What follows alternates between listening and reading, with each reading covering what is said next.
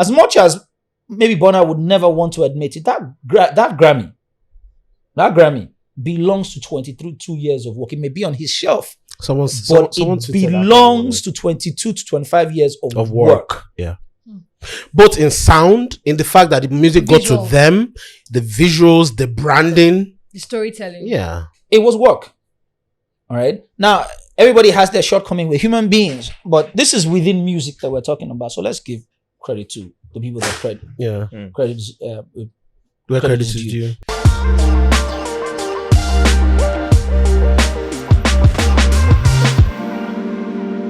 During that entire 80s especially,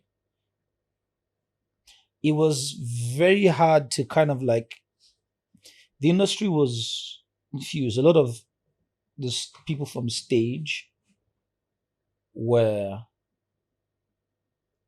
in film and television, as was with the times, but also either did music. Because remember, for you to say you're an actor, 60s, 70s, 80s, you can't dance, you can't sing. Your training is because you're coming from stage theater, right? So you couldn't divorce the both of them. Hence why I kind of know at least some part of my 80s music history, right? So from time to time when I would have conversations, I remember I had a conversation with Pasuma before I had a conversation with my dad. And Pasuma's own point of view was, God damn it. Okay, you guys know Echo Mix? Yeah. Okay. So you know that as at Cube, that's 2005, 6, 7. That period now. 6, 5, 6. Right? If you wanted to mix and master properly, it was Echo Mix. Echo Mix is where anything that was supposed to pass stops at Echo Mix. So you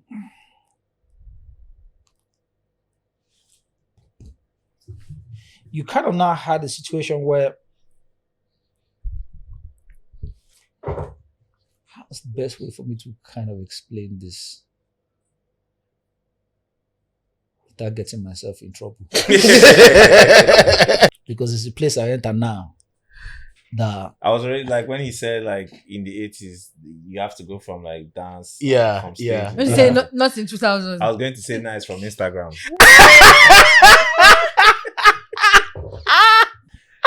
I saw you smiling. I knew when to say something. Yeah. You should have just said it. No, he was in his zone. I didn't want to spoil it. He was in his zone. But wait. Let me first ask you guys. Yeah. So how does that thing make you guys feel? And if you were going to be objective, because it's hard to be objective about it. On one hand, a lot of people get to express themselves, and because of YouTube and a lot of other things, kind of get to train themselves, which if those things were available in the 90s, 2000s, I mean, who knows? Right? I mean, I don't think it's a negativity. I think it's just where the world is right now. I think it's that simple. Just like how TikTok is democratizing everything. Social media is sort of democratized access and platform for people. But you know what? You know why I say that thing is caca, bull? Okay, so for third world countries, you begin to build your infrastructure and your systems based on that. Social media. For countries who've been around for a while and who've gone through phases, you can TikTok from now till tomorrow, go back and forth, and they would obviously, because there's demand for it, right? They monetize you. But a lot of those things are still built around the foundation of that structure, and they will not let it go. Like music production, for instance, software for everything. Producers will come and tell you, hey, I can do this on my laptop and do all of them on my laptop. But if you're someone who knows sonics, you know that there's a difference when you roll out the tubes. Yeah. Right? And you spare it out on the boards. All right? At first, they'll tell you sentimental. Oh, it's this, it's that. It's not our sound. It's not that. Carry those producers to a full-on lab. Not a lab where the tubes and the compressors are kept there as decoration. No, where guys, because I'm still in sound design. Yeah. Right? The art of sound. It's different. Sound Different from what? is very different From beat making. Oh, so that's what AQ was trying to say, that beat Yeah. makers are not producers. Producers, No, exactly. Remember that the entire conversation about who a producer is Mhm. isn't someone who presses the keys. Okay. Quincy Jones, Mhm. right, wrote music, Yeah. An orchestra. an orchestra, and didn't necessarily, the keys was just a part within that system, Yeah. right? So Quincy's producer's first job description, which is where everything now becomes fuzzy and hazy, is to be able to recognize what the audience are listening to, why they are listening to it, and how to recreate that so that it can impact some sort of emotions. How you would know that someone like Kanye is a producer is, so Kanye will tell you what the 808 drums does. It's technically like an aphrodisiac. And the emotions Sound-wise, evokes. the emotions it give to you. So when Kanye is having, if Hype is giving Kanye treatment, or Hype is Hype Williams. is giving Okay. Kanye West Hype. a treatment and say, okay, this whole place I'm going full all red or full blues. He's understanding it from how it affects you on the subconscious. Well, Clarence, before you go on, just to clear what you're saying. So you're saying that the job of a producer is to pay attention to what is trending and recreate it. I'm sure you're not saying they should recreate other producers' beats, though. Right? Is that what you're saying? Okay. Because that's trending right now Okay. in Nigeria. Sorry, right now. First off, if they're taking shots at anybody, Nigerian producers should not be the people that anybody should take shots at. No Nigerian producer. And if you've ever sat down with Nigerian producers, is when you begin to respect that. All right. For me, the ones that I have met, Yeah. old, new generation, I don't know. But I say there are other newer Generation, which yeah. I have not met. But from the last time I used to have conversations with producers for productions, right? Yes, some of them, a lot of them might lack the vocabulary to articulate in a way that, you could put it in textbooks and all of that. But if you are listening to what they are saying, like if Mastercraft breaks down the reason why it's going to be hard to replicate Afrobeats. Now, it was weird because on this same chair, Olamide sat down and also he didn't know he was telling me the same thing Kraft had told me before because I was scared for the state of the industry and all of that. Yeah. And Olamide said, well, white people are finally beating up the one that they can't swallow. Right? Because the influences are so vast, right? That you can't master it. It doesn't have a shape. Doesn't have a form. It doesn't have a form. So Mastercraft would literally tell you this is the count. All right. And when he tells you this is the count, that the structure of American so just foreign music has a particular structure. Yeah. Because of the fact that the whole Afrobeat conversation came from a place of trying to survive. We kind of took that entire form and structure and flung it, which was a good thing for us at the time. But now, what are you? Now that you've now attained success, it's now time to write yourself into the history books. So that once you're stopped, all right, in for something, you'd be consistent.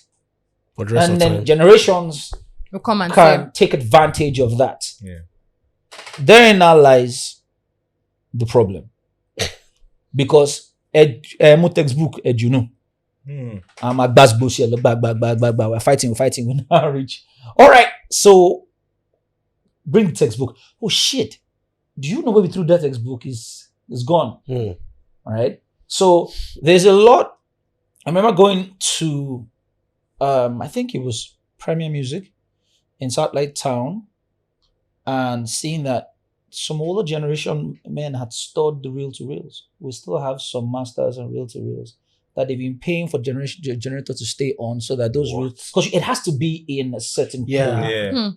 So they've been And paying for temperature. it. And I was trying to say, and I'm doing plenty of things, but I was trying to say, look, smartest thing at this particular point Let's transfer it to do something that's more sustainable. would be to transfer it or to get the best musicians that we have now to replay and trying to recreate those sonics.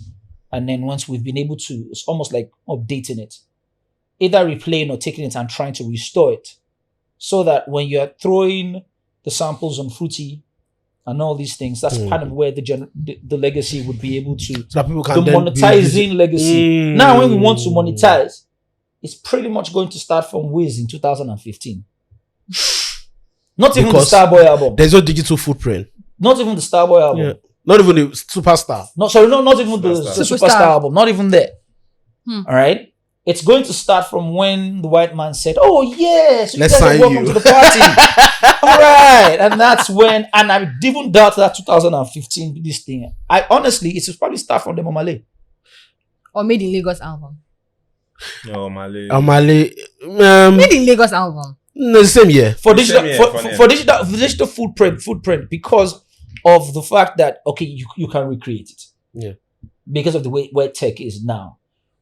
So a lot of people are making what everybody's terming as Afro beats. With the S. With the S. All right.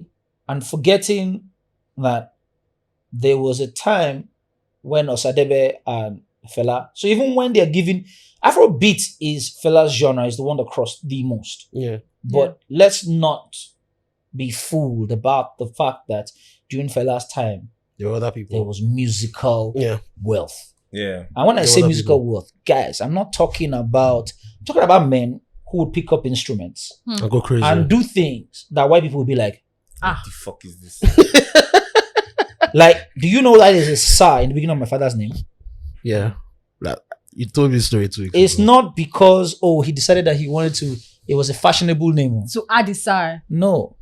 The Queen of England, I think, is it that the Queen's sister was around and saw my dad play the guitar, either between when he was 10 and when he was 11 and when he was 13. And I never seen someone play the guitar that young. So she knighted him a Sir.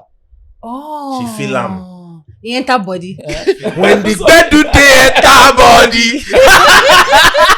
She feel him. He said, wake up. I will now knight you. Give me the sauce. I don't think I've ever heard that story. I only heard it like 2 years ago. I've never heard that story. Guys, the honest truth is, see that 70s, 80s. We are moving mad. The gist, the gist from that time, it's sweet passes. No, for it, facts. Facts. No. Facts. In that period, if I'm doing Juju Funky, you now come Juju and Funky. say, I'm just saying that, but they were different genres. Yeah. You see this one that everybody's Afrofusion. No, so when you guys are taking shots at Burna, technically everybody had their own genre at the time. In quotes. At the time, but the difference. Okay, I'm coming to where you were before you punch my punch. Okay, it's Clarence and Tyler that used to get out here and just fight the battle. All right. So at the time, if essentially you formed your own style of your own this thing, then you can call it whatever you want, and now wants to jack your style. Okay. If it's not Juju, they used to die. Like Afro, Juju like jazz. Juju funky. No, I'm saying jazz. Jazz too. I'm about to come and hit you. Facts. For saying that you're trying to jack. So they were like, Wild You go and arrange your own original style. Go and find your own band. Build your own shit. You cannot jack. It's not mouse that used to. You go feel like you said you go collect. You collect. What toporously. Right? You'll collect that whole period. So the need for you to be authentic wasn't a choice. It was for survival. It was necessary. And that kind of took them through the school of the hard knocks about being able to create their own sound. So there's a story, maybe if you guys have a conversation with my dad, you can ask him that I said this. So apparently, when I asked him, so what was he like? So he was in Shina Adewale's band. Yeah. Left Shina Adewale's band. Built his own band. And someone funded him. His instruments caught fire. His house caught fire. That's your dad's house now. Yes, and then so he lost everything as far as the story goes. So he needs to start all over again. Hmm. So, and I might be kind of mixing out some details of things, Timeline. but Timeline. yeah, whichever way. So, in quote, how did the Afro Juju this thing come about? So he said he went and interned. This is where his words. He went and interned with Fela for a year. Oh. I've never heard this. Never heard that. Right? So So again, this is what I was told by him. Before some people come out now and say, Voila. not ahead. So he Is went he your and own father? interned. is it your daddy's story? Is Dog, that- what is your father's history? Is it your daddy's story? Yeah, that is I say, true. who's your daddy? Who's your daddy? He said Fela's biggest contributor to his life was Fela told him that he can't be singing only in Yoruba. Oh, like He's your going dad to- can't be. Yeah, that Yoruba. it's going to limit him only to the Yoruba market. Huh. That he needed to either speak in English or speak in Pidgin, something that is more universal. So he took that. And then he started going. I mean, Fuji was Juju's called. You can be Mr. Wazo. You can be Mr. Africa. Exactly. Essentially, Fuji is about percussions. Yeah. All right. And so there was this. He pretty much found out that when the guys are singing, people are moving. But this is before Wasiu. Now, remember I started talking about Pasuma. Yeah. Yes. I'm going to piggyback To that Pasuma story. Right. So then he realized it wasn't the words. People were moving to the words, but it was the percussions. When they started playing the percussions, that's when people started moving. All right. So he took that. Then he started going to the disco. Hip hop. I started hearing, hip hop is mostly words. But I also think that's kind of where he got the electrical drums. And because it was kind of new influence around that, the 80s and then. So he took all that New Jackson. and then fused all of that together to form his own genre. Yeah. Now, here's what I think it was Pasuma that kind of said it, told me this. Yes, it was Pasuma. So he said, Fuji is broken down into two eras. And you also told me this story. Yes. I didn't know that. All right. There is the classical and there's the legacy. 79-99. 79-91. Eh? 79-91. I mean. Classical era is Collington, Barrister, everybody from that. Kwam One revived Fuji, which is technically, I think that's that legacy album. All right, is what The fusion and now the brought up new the era. new era for Fuji. Now, apparently, this is what he said. He said, my dad caused a problem because it was like almost an unwritten rule based on originality. Juju guys would stay with chords and melodies and stay in their aristocratic environment and all of that. Fresh. And Fuji streets Igboro. will stay with their percussions. Now, my dad fusing all of that and bringing the percussions into that space started making, you couldn't differentiate. And it fucked up the market Right. for everybody. So if you noticed, I think it was Collington, not Barrister, I think it was Collington when he did Fuji Garbage. All right, because I remember, it was Collington.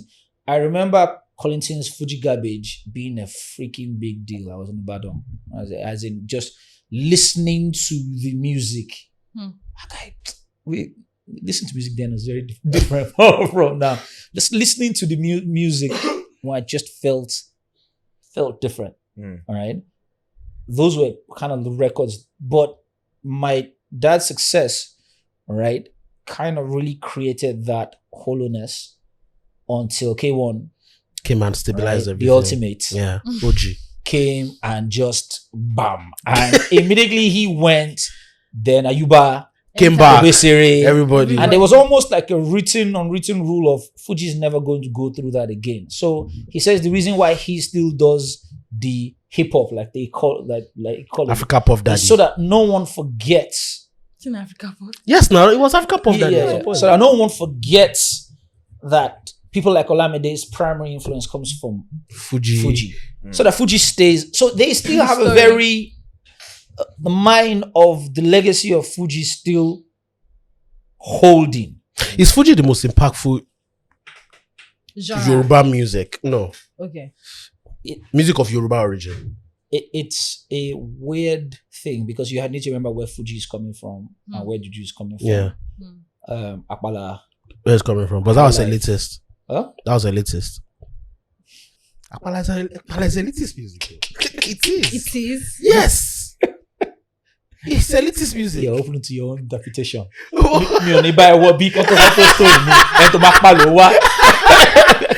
I will not follow you to cross this table. All right, but essentially, if you kind of know where all of these genres come from, and then double back to where we are with the music now, you would say that Afrobeats, as much as everybody is trying to hold it to Fela, and for good reason, but Fela was first and foremost a jazz artist, and a lot of that, the jazz element and influences, was also infused into the elitist side for what became juju and especially what became juju, and just the understanding. If you know that the musicians that from Sonny Ade to everybody else you would play jazz chords, and they would not only would they recognize it and they'd be able to follow you. All right. So there is that. Your producers revere these old music from what they played there was nice, but don't think of what was happening at the times. Right? It's like when you think about Two Faces Only Me, that entire album. This is the one that now music had now taken and now rehashed, because remember the album before that had put him in trouble. Yeah. So if you think about that entire album, the way you consume it would be almost subconsciously realizing where Innocent was at the time. And so what that album meant. Yes. All right. If you listen to the Gongo Asa album, you are listening to it within context. So when you are recreating, which goes to what you are saying about in terms of recreating, there's no problem in trying to say I'm trying to take from this and take from that. I honestly, if you could, what's that Jay-Z line to Nas? You made it a hot line. I made it a hot song. Yeah. Right? Yeah. If you are going to do that, but the mindset and the sentiments also kind of makes you be able to apply it. Those are the things you put into perspective when you are analyzing an album. So, but Claire, you made reference to the taking of from producers. What were you trying to say in that way? You can't see when you say taking sometimes. Yeah. Monday, producer A goes to the club. Here's this jam from this DJ.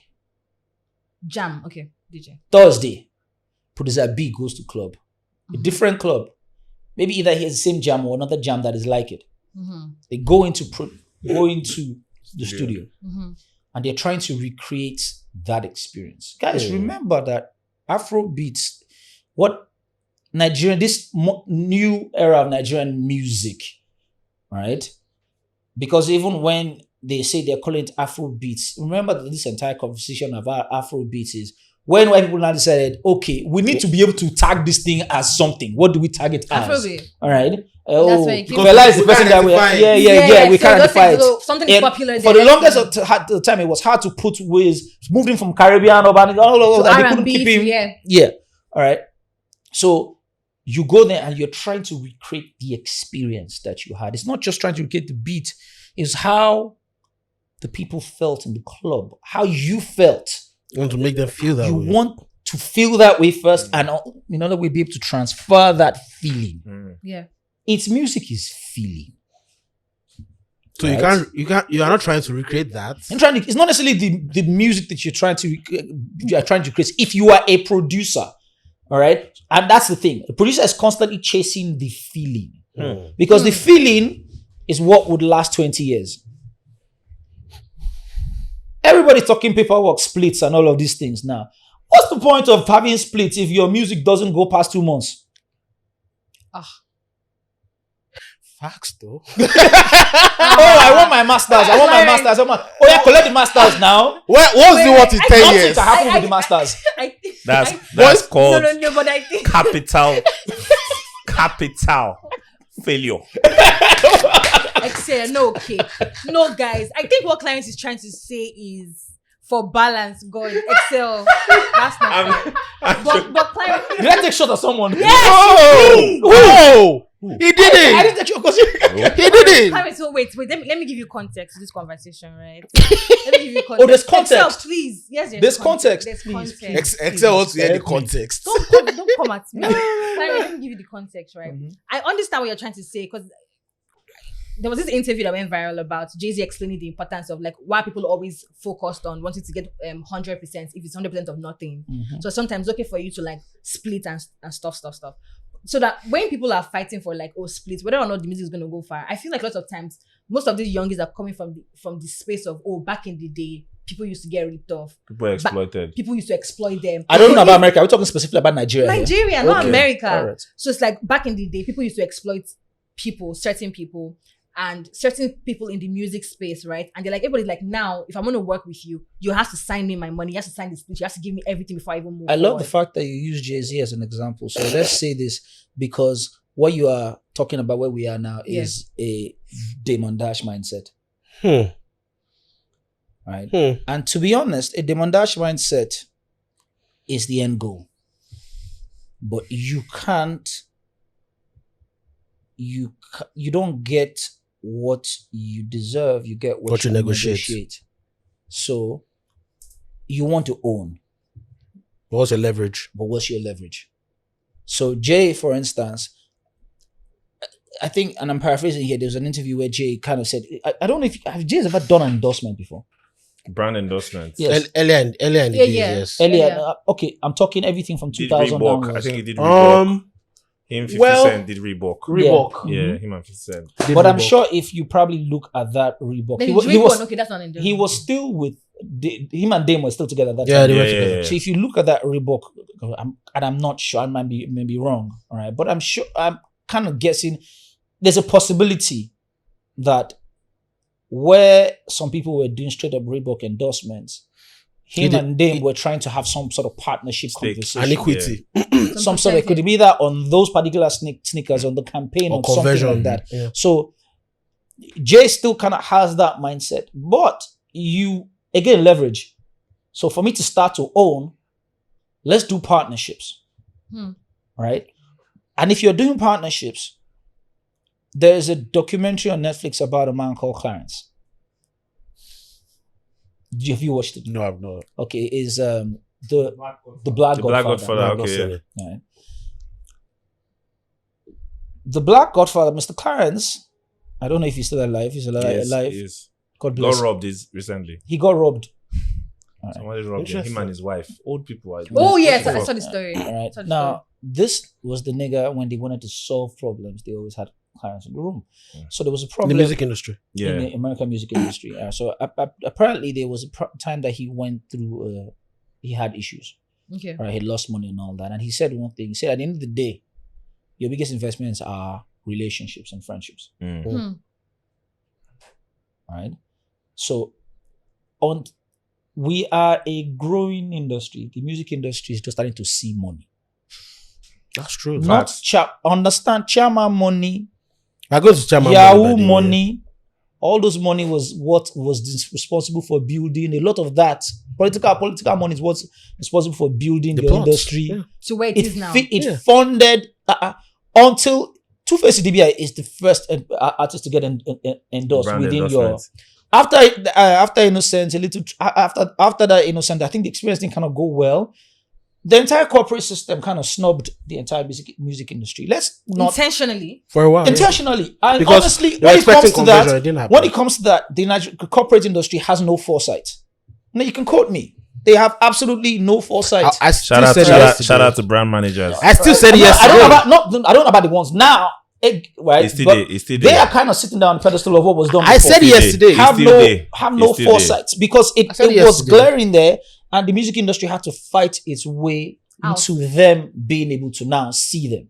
See the The value. value. Which, so it was around 2012, 11, 12 that we No, now, like 9-10. Things started popping off around 9-10. the proper endorsement, the era where the corporates now sustained us with endorsements When for did like the 5 years. when did the glow? 9-10. When did the It glow was the madness? glow. When did the glow madness? So was the glow. It is That glow this thing. It's all that kind of Oh,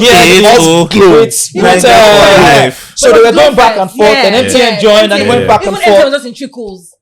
Right, but by that time, the music industry didn't have any real respect for them anymore because they weren't because there for that them. And if anybody remembers the headies, which one? the one at Planet One, Mm. where Dakpo got on stage and said, "Support us now, because when we blow, we will not hear anymore." The bunch. He got on stage, made everybody keeps forgetting about that because he actually said, "I should be a documentary." He actually said it. No, the band's documentary would be madness. Yeah, it will be. All right. It will be I'll be as the content madness, to do it. I'll be as the content to do it. That's another conversation. That's a different conversation. All right. So again, Piggyback to what we're talking about. yeah. Clarence just keeps going into different. No, I lie. So let's so go. the demontage, that entire mindset of owning, Yeah. all right, but you won't own without having leverage, and your leverage is I have talent. It's not enough. That's the most absurd. Now you thing get I've ever talent. heard. Is it enough or not? It's not enough. Now you get talent. We're moderately 200 million people. Moderately. Moderately. That's not correct, but let's just stick to that. Yeah, that's why I said That's like moderately. moderately. That was the last figure. All Moderately. right, with probably the biggest influence in the diaspora within the African continent. Yeah. And you are telling me that what you are bringing to the table for us to have a conversation as your leverage is that you have talent. And patience. Pitch. When I'm throwing thousands of dollars at you. Hard work. Huh? Little hard work. Okay. Okay, hold Not on, too hold large. on. Now this is where the You thing people is. should be careful of me. Okay, I'm declaring now. When I have my money, I'm a capitalist. I will deal with you people. All this your. No, Don't wait, give hold on. any money. See, please. I will have money. Get That out. hard work you're talking about. All right, fine. There is a certain amount of hard work that you are supposed to be able to Yes. put in. Yes. Right? Yes. Let me digress a little bit into music videos. I'm trying to shoot a video for artist, Yeah. and the artist believes that okay, I have people that have put money, so I'm important. Mm-hmm. I've gone into the studio and I've done what My I've part. I've Yeah. done my part, Yeah. and we've given you money. Make the magic happen. I'll wear fine clothes, and I'll stand there and I'll shoot. So everybody else is shooting sets. I'm shooting costume. We're not even shooting models anymore because, well, thanks to the auto generation, they have killed the generation of The aesthetic. models. That's a different conversation. We'll come back. We get there. I was actually going to. So It's going to be our final at conversation. the at the end of the day, you're shooting costume set with fine camera. Then a colorist is not going to make your shit look good. So at the end of the day, then you throw a couple of toys, cars if you can, some aesthetics. a couple of aesthetics. The set design, sets, put some things around. And that's what you're shooting. And the artist is just going to stand there and just say, Yeah. Lip sync. So where the fuck what am I supposed to work with performances? You know how everybody kind of talks about what the count for Afrobeats is and all of that. Yeah. Nigerian music videos, which they flipped around, kind of flipped now, had a count. What does that mean? So your beat goes, the Afrobeats count. Yeah. The 5 beats. The Nigerian Music video. music video edit structure was built around that. Now, if you listen to that count, which is why you would say that hip hop is probably the most influential part of Afrobeats. Yeah. Hip hop is also the most influential part of Nigerian music videos. Facts. So the edit structure, or in terms of the count, the idea when you were editing Nigerian music videos was to make people dance. You can mute the sound and watch the pictures and feel something because of the way the edit is going. Yeah. All right. It So had there's a a count. bounce. There's not necessarily a count, but If you are patient enough, if you you're can patient follow enough, you the can almost follow the transitions. rhythm. So, Clarence, let me ask you. So, this count isn't that off the beat of the song? No, Not really. So because our count, now that they are saying that the Afrobeat has a count, but everybody's forgetting that in the past 3-4 years, they have slowed down The count. the tempo has There's no slowed Yes. down. But When the tempo slower. was consistently upbeat, Upbeats, yes. right? It had that, right? Like the person who taught me how to edit for, Who is that? hold on, for Music videos. Afro, for the African market So it's different. in a way that they can consume was Jude Okoye. Peter's elder brother. Jude. P Square's Okoye. elder brother. All right. Oh, Peace Quest. Because I Yeah. used to edit for rap. All right. So I would edit dance.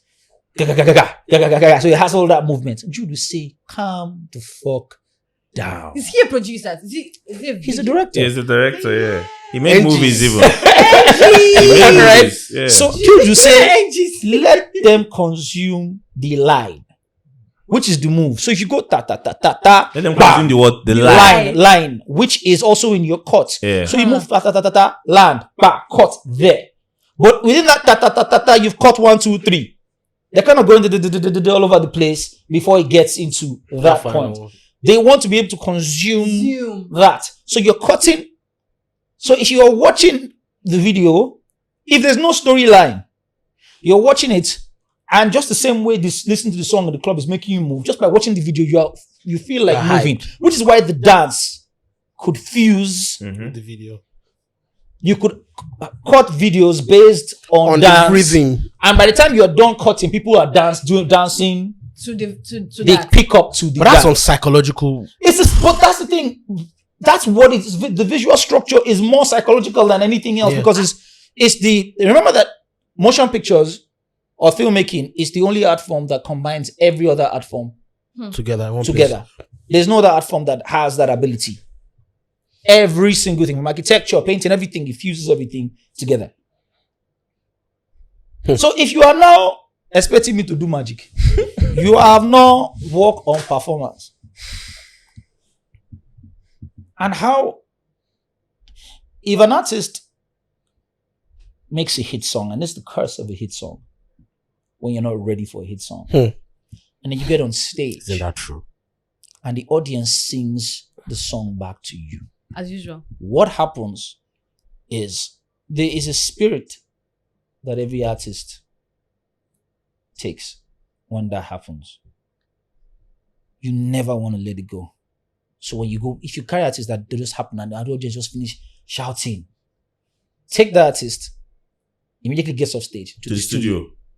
To record. to record.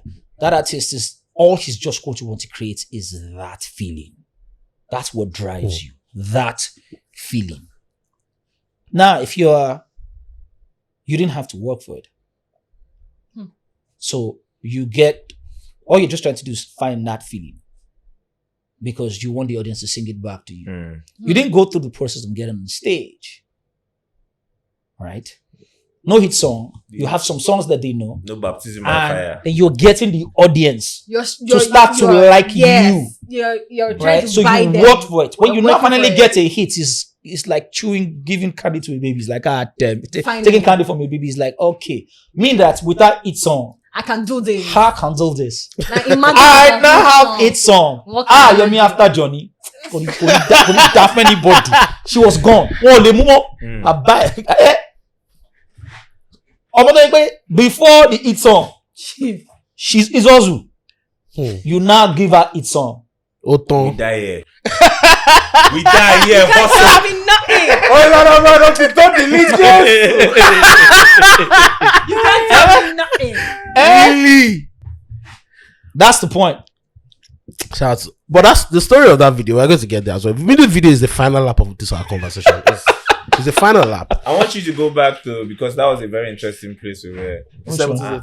No, that one self day. The music, the state of music and the brands at the time, where you said Dapo was on stage and Dapo was telling everybody that Get on the vibe now. get on the vibe now. First of all, I'd like to say one, definitely have to say this. Everybody should understand that everything that everybody's enjoying now is As a result of.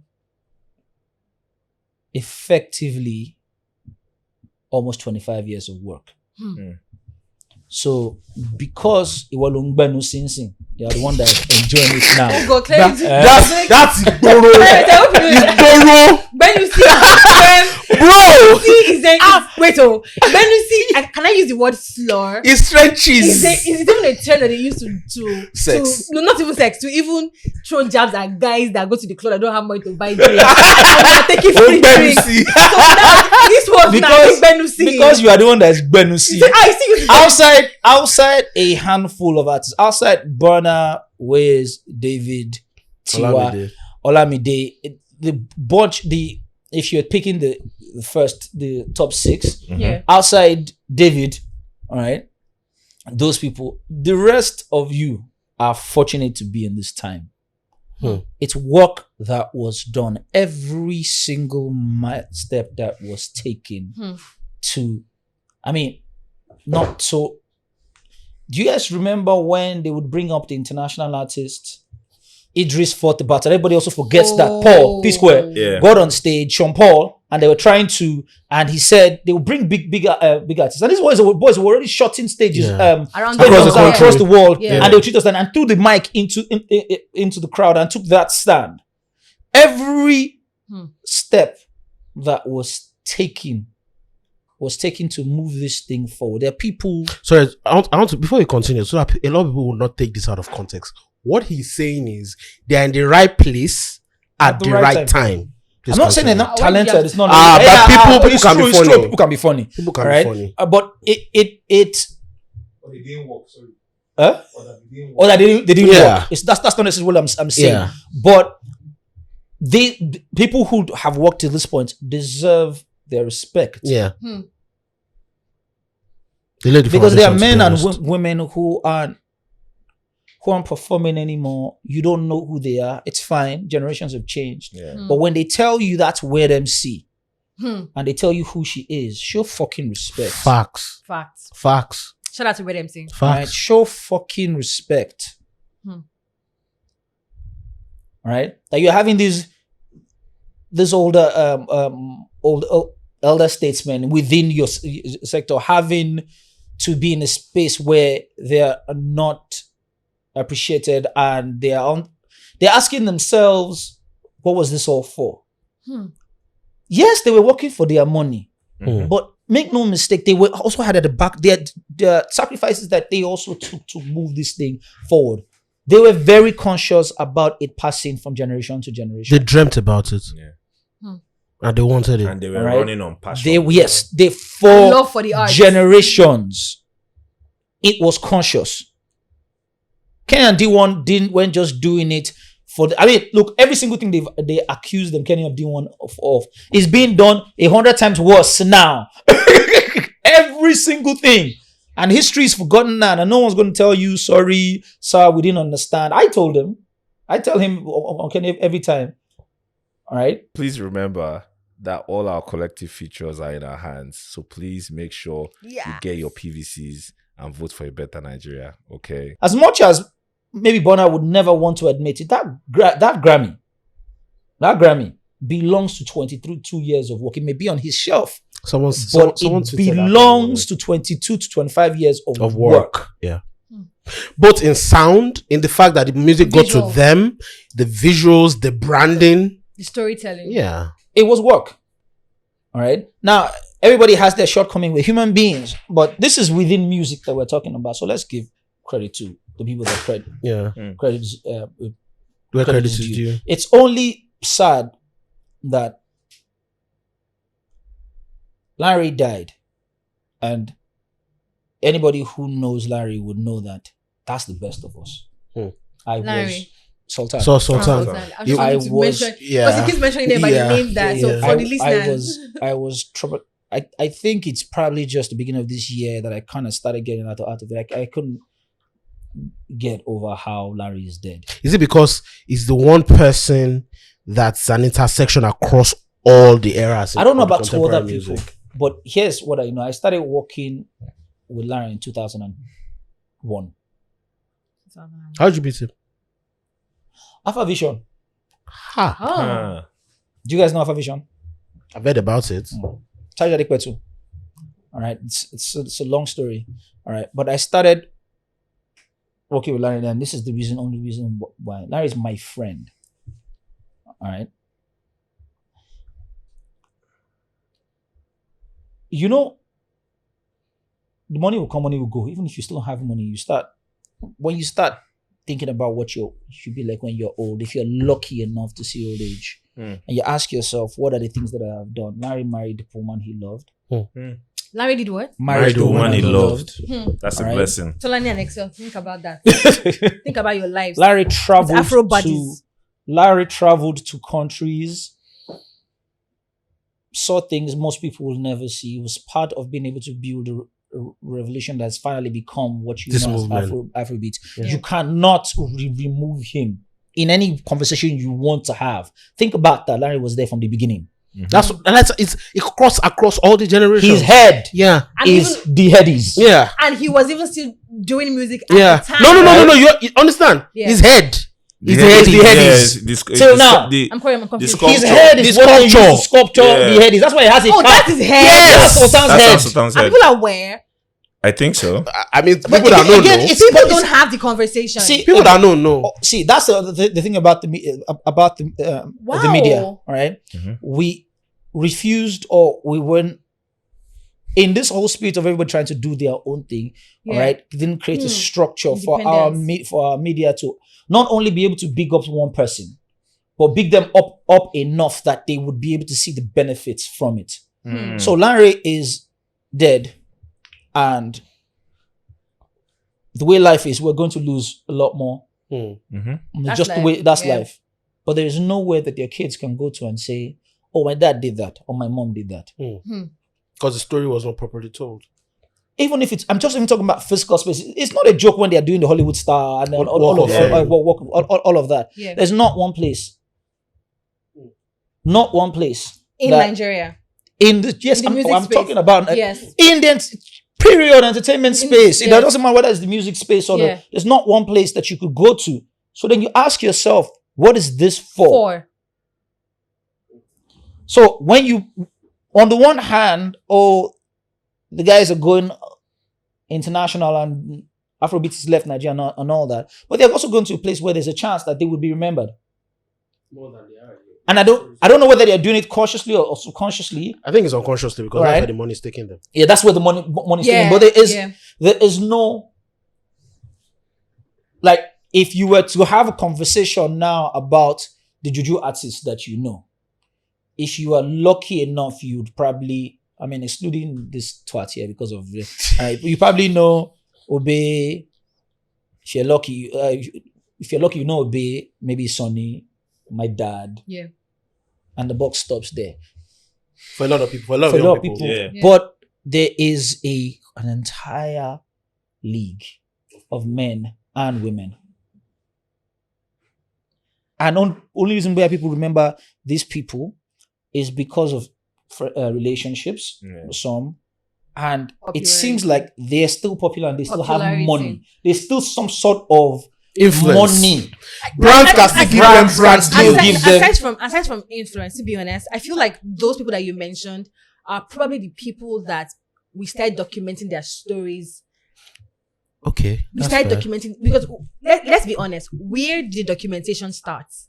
It started from these people. Prior to these people, other people who were doing some genres of music were not documented. So Mel, let me buttress that. Let me buttress that. I want to buttress that in a way and say it's also not a coincidence that those people are also the people that their music crossed over. Okay. Yeah. Right? A lot of them had foreign Like deals. Sonny Ade. Yeah. Oh no, hold on. When it comes to foreign deals, please guys remember that the labels were here. Yeah, they were Yeah. here. No, before they no, left. it's Yeah. not the way Universal and Sony Yeah, are here yeah. now. Sorry, what do you mean? They were here. All of them. They had Sonny offices was here. The foreign record label. Yeah. So at what point did they move out? 90s. Then so they moved us to come back now. Yes. So why are we celebrating them coming back now? Because ignorance. Because you don't know. No. It's not like they have an office. Not like they have an office and ways is now. They were printing Not CDs only here. were they They here, were printing they CDs had companies. They had warehouses. They were here. printing CDs. It here. was not some sort of mirage that you got. I know They this were here. one of Please, my you fa- remember one that of my Festac hosted the rest of the world. Yeah. Here. Here. 77. Please, we need that's another story. All these another story. Let's start having these stories now because people keep saying Bro, this first start. that's a later. Let's do this. No. We know. See, video conversation. No, what I'm saying is like We have the story is plenty too big. story. The way I look at it is this. Look, you don't remember them, right? In 20 years, nobody remember you. Maybe not true because some of those things are documented. My sister, who created the documentation structure? Did you create it? You didn't create anything. You don't own anything. You don't own. Please, when we come to the economics, I will move to this side. I mean, they might not remember what you're doing now. If you reinvent, my brother, in the next 20 years, yeah, all right, from the way things are, outside Bonner, David, Wiz, Tiwa, maybe Yemi, probably Yemi, Bado, Olamide, yes, because of his influence now, here. right? Now, sending things, all right. Outside these 6 people from their generation, luckily, P Square, because of lucky. the continent, across the impact. continent, Yeah. The impact. right?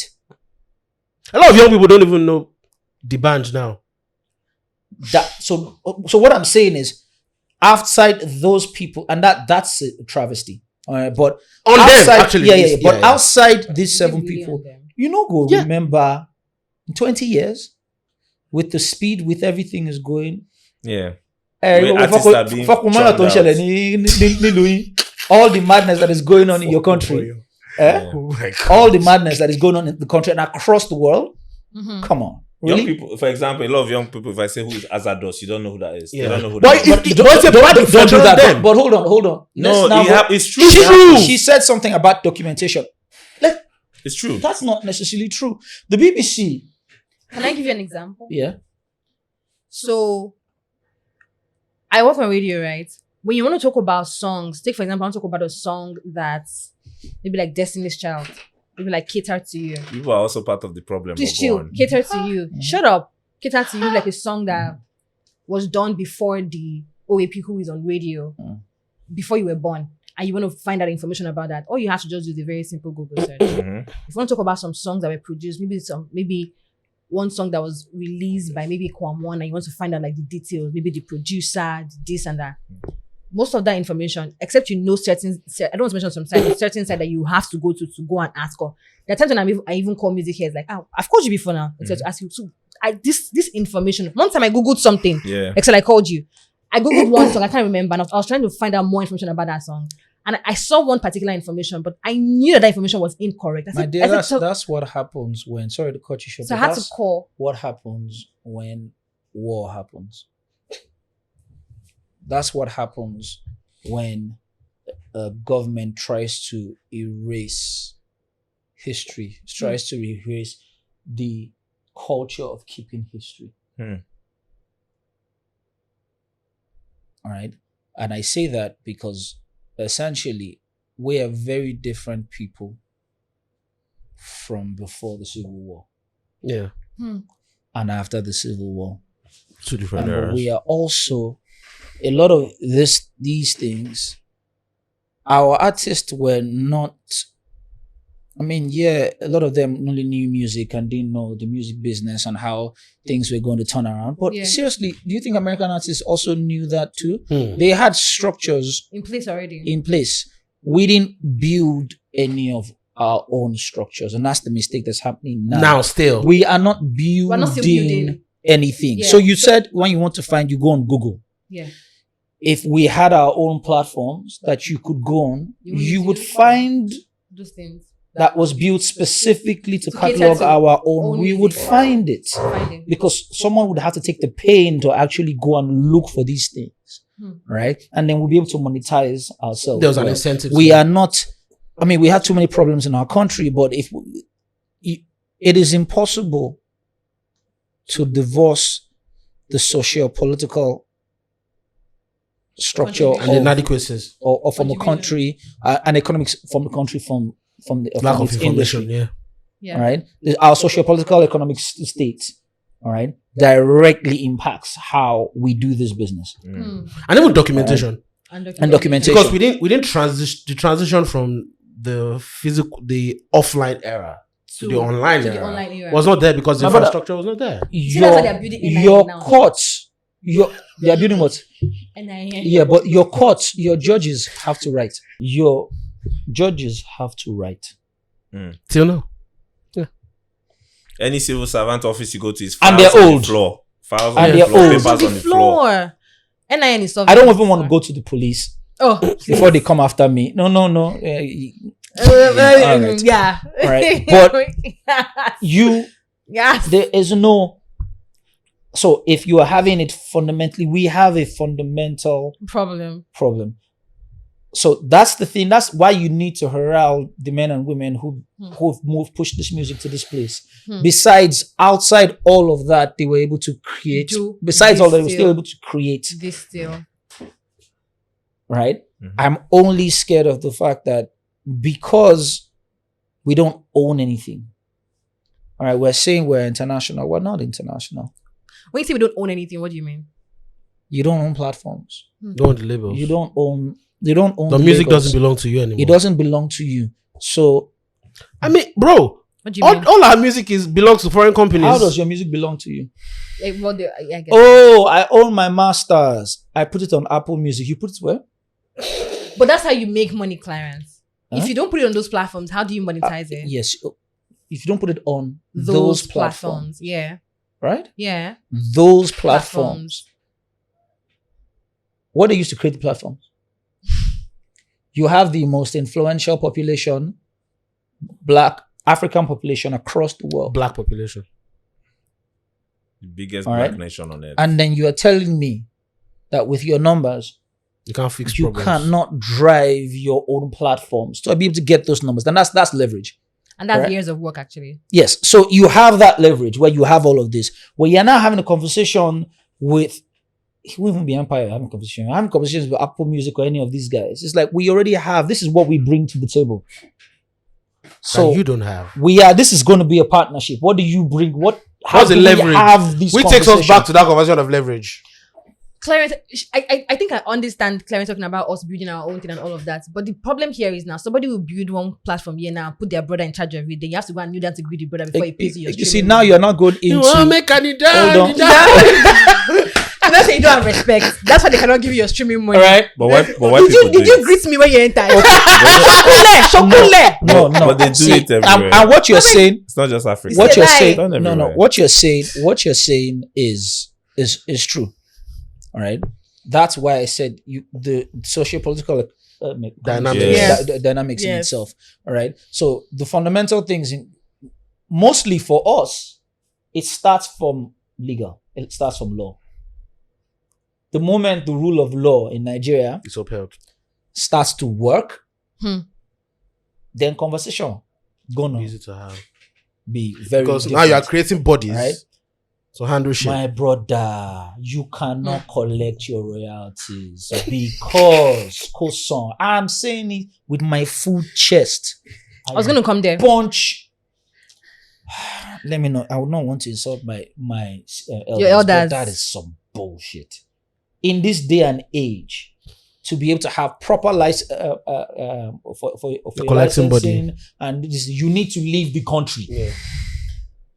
No, that's weird. And then banks and the governments are coming and saying, "Oh, the World Bank has said there are 3 sectors that can move us forward." Wait, let's start from don't start from entertainment first. Entertainment is the last one. Farming, tech, in the entertainment industry. Then you said you people were here now come. Sit down, yeah. Do not come from stakeholders. So how do we make the money from that to the entertainment? They are making money. All right, let's tax them. Then Allstars will now start going out and say, "We heard you bought this thing, so your tax is X amount of money."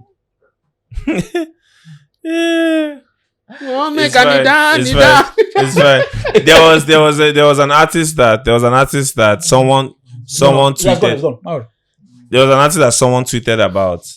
It was an artist that someone tweeted about. Someone tweeted about an artist, and the person didn't even mention the name. but just describe the artist and everyone knew who the artist was. Okay. Let's say, oh, this artist just signed this deal with this label streaming service Okay. for a documentary, something. The money is this Large. so amount. Okay, I remember. 2 days later, LIRS went to visit the artist. Are you joking? They won't make you need that. I'm not joking. Wow. That's how it works now. I'm not joking. Now your guy tweeted this thing, by the way. I saw the tweet. Yes, they went to visit him now. So the artist now called the person that tweeted, which kind of wahala he put me in? Who said you? Waiting me this. But Yeah. when we're talking about like sound out of Nigeria, I'm talking about Afrobeats, and I feel it just ties down to it piggyback to the documentation problem, because when we talk about genres of music out of Nigeria, I feel like Afrobeats is the most popular and the most talked about genre of music. Out of Nigeria. Yeah. Afrobeats is the combination of everything now. So it's technically of all the genres that form contemporary pop music. that form contemporary pop music in the history of Nigeria since we became independent. All right. But particularly from 99. That's it. You can see, that's why I said it's not that straightforward. Yeah, it's not. All right. Because if you listen to, you hear some chords That are very juju alright, codes. that are juju chords, that are purely high life chords, and you are hearing them in very pop records. I mean, Onyeka, the first time I heard Onyeka from Bona, and I know there's nothing like that, but the sentiments and mindset made me think of Onyeka Onu. Yes, of course. I'm sure that Naturally. happens to everybody. Yeah. Yeah. You know, so Naturally. The horns. this is before I knew the song was called Onyeka. Oh, I didn't even listen to. I didn't even You didn't listen even hear to the title. this Yeah. thing.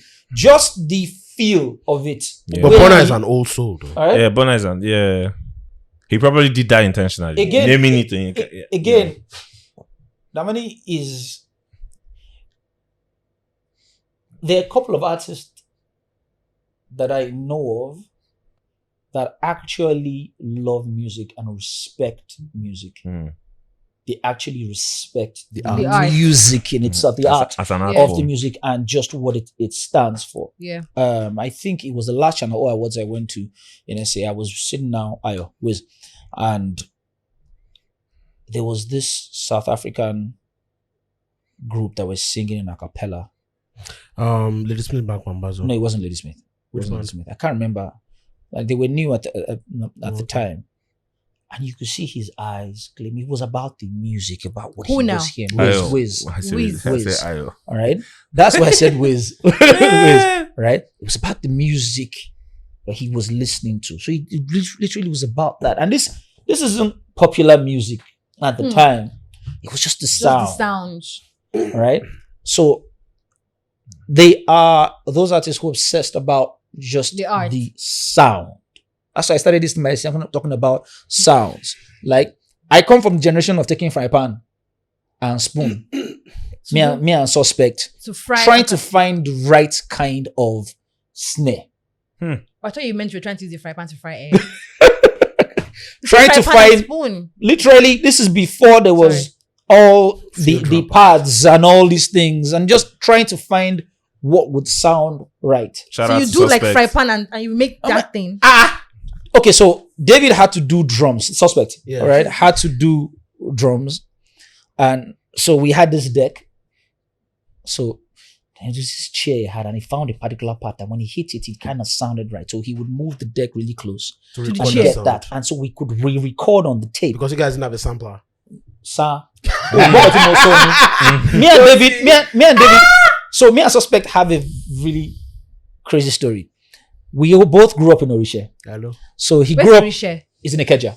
All right. Oh, okay. He grew up on the trenches side. I grew up very close to the trenches side, not within really the border. trenches. But Clarence, not you're not really. really a trenches baby. Oh. I was born in Ibadan, in CSC Church. I lived in Mami Market in Ibadan. So you're not like a... Make of that. What you mean? All right. So me and him would play football, and David was a street boy, man. You know those guys, those street boys that are very clean. If you touch their sneakers, they will look at you. They can run If mad. you just bemu, you just once David just starts to remove, like he just remove his watch and remove this thing. Look at you, and he was shot. Bah! Yeah. I've seen him do it. The guy fell to the ground, straight, passed out. Right? And we were playing. So, and we'd always been playing, and this guy would always come there with these guys and like outplay everybody. So this day we played, and at the time I wanted to play soccer. I didn't want to do what my mother did. I didn't want to do what my father did. So David now fired one, and David's shots used to send people home, and he fired shots on my balls. That's not pretty. And that was the end of the And I laid down. He said, "Can I do You that?" don't know how it feels. And I said, I know. Lord, if I get up from this, I will never play I'll football kill this again. boy. and I can count No. five people on this pitch that can play more than me, you shame on. So I got up and I counted 10. And you're like, nah, this is not for me. And I just removed my shoes, my shin guard. Because I would Wait. come, David, he's an idiot. You say, you come, go wear shin guard. All of us now, this thing, just take the boots, take the shin guard, take the jersey. I just go home and just to my mom and said, I want to do film and music. My mother said, thank God. I've come to his senses. Because I was already doing that. Stage, I was already doing all of that. She now said, okay, so here's the thing. You can't do both. You have to do one. So my mind was like, I'll cheat it, I'll take film because film will still make me have to do music. Yeah. All right. So then I was in school and then I found out that me and the fucker went to the same church, but he went to Shalom Redeem. I was going to King's Court. He was in a gospel group called Praise Brothers. It's the first group ID Kabasa ever produced. So, and they were like, the thing, come on stage, sing a cappella. Everybody would be singing Praise God, but you look at some of the girls, they're like, these boys. I was like, all right. These niggas, shit, look at that fucker. All right. So, I'll be coming back from school and I would see him outside at Denny Jones because I went to Camp David Academy in Ogba and I used to walk. I had a Thomas nickname. They used to call me Frodo Baggins of the Shire later on. What did this call you? What? This call you what? I didn't hear. Frodo Baggins of the Shire. Wow. Because it's a long story. Tell us All the right. Frodo story. Because I walked from USIS Commission on Lagos Island to Allen once. What? Is it that far? Why? Huh? From the Lagos island? Island to the mainland. Why? Why? Why? Someone broke your heart. I didn't have transport. No, the breaker hat one that happened. That one was a regular. I used to do those. Take those walks. That one. Used to chop. I know. I'm the original breakfast king. Leave me for No. Wait. I was So Clarence. I would see suspect outside. So one day I just sat down with him. I said, "Have fun now." I just noticed that he would be hitting like stool and just be. I just noticed. I just looked at him like, okay, So the next Friday, I had a school song that had a keyboard, and I kind of talked him out of giving me the keyboard. So I now carried the keyboard all the way from Ogba. And when I got to Adeni Jones, I told him that I want him to help me keep this keyboard because I knew he was going to play that keyboard. All right. So he took the keyboard in, and that was a Friday. So I didn't come back for it until Monday. He didn't play anything, but I knew he had played it. Because when I opened it up, I saw that the programs had changed. I said, all right, fine. The idea Could you that- play? No. Oh, okay. My whole thing was just being like, my mindset was to produce didn't mean that you had to press the keys. Yeah. It was just being able to put it together. Yeah. By the third weekend, he now called me in and he had played something. That's how we started our Creative journey. That's you and relationship. Suspect Me and now. Suspect started our relationship. So we How old were you literally, guys at the time? and I was in secondary school. What? This is me bringing keyboard from secondary school. That's like 12, 13. I know what you're trying to do. 12, 13 years old. No. No. We're talking about when you When you were in high school. now. maybe like 15, 16. No. I think I was about 15, 14, 15. Oh, okay. About there. Right. So we started that, then we just moved into Praise Brothers and all of that. But that's literally How we started. But it was discovering the sounds piece by piece. And we were forced to have to start learning engineering because the engineer, after you have finished playing for 4 hours, 8 hours, engineer just look at you and say, okay, you put the system on, then leave. All right. Then you have to learn Go and do other things. Then now come back 2 hours for the session. Say your session won't finish. But guy, you're not here. First time you did that thing to us, I was like, okay. Second time, the guy tried that thing after I've gone to go and look for money. And I said, okay, this guy thinks the fucker. Immediately he went out. One of our friends, Godi, who was still guys, all right, had an affinity for systems. So we'd go there and Godi would start saying, all right, he'd come to find out, I press this thing, press that thing. And by the time the engineer came in, we'd recorded ourselves and made a beat. So instead of him coming into the studio to say, it's time for you. Time is up. Like, oh yeah, come record us. Who send me your pressure difference? Our time they go. We go spoil this place. Since you don't try and one time, this go happen. And this we couldn't record ourselves audio because we were from the B-DAT era, 8 channels. You get had to have a DAT tape, go in, and you just had 8 channels to be able to do what you had to do and get the fuck out. Then Praise Brothers recorded an album in 1 session, 8 hours. No AC, nothing, sweating, went on the boxers. What? So if you did not rehearse very well, before don't know what you're going to sing. Your time is going, bro. Yeah, badge. Such a learning. Well, how was your relationship with your mom though from start? And also to buttress like Tolani's question, a lot of people would think that you grew up privileged because of your background. That would be the farthest thing from truth, because my mother raised me and it wasn't easy for her to raise me. All right, that wasn't easy. Being a single parent at 19 in those times. Yeah. All right. With 3 brothers and her mom and all the things she had gone through.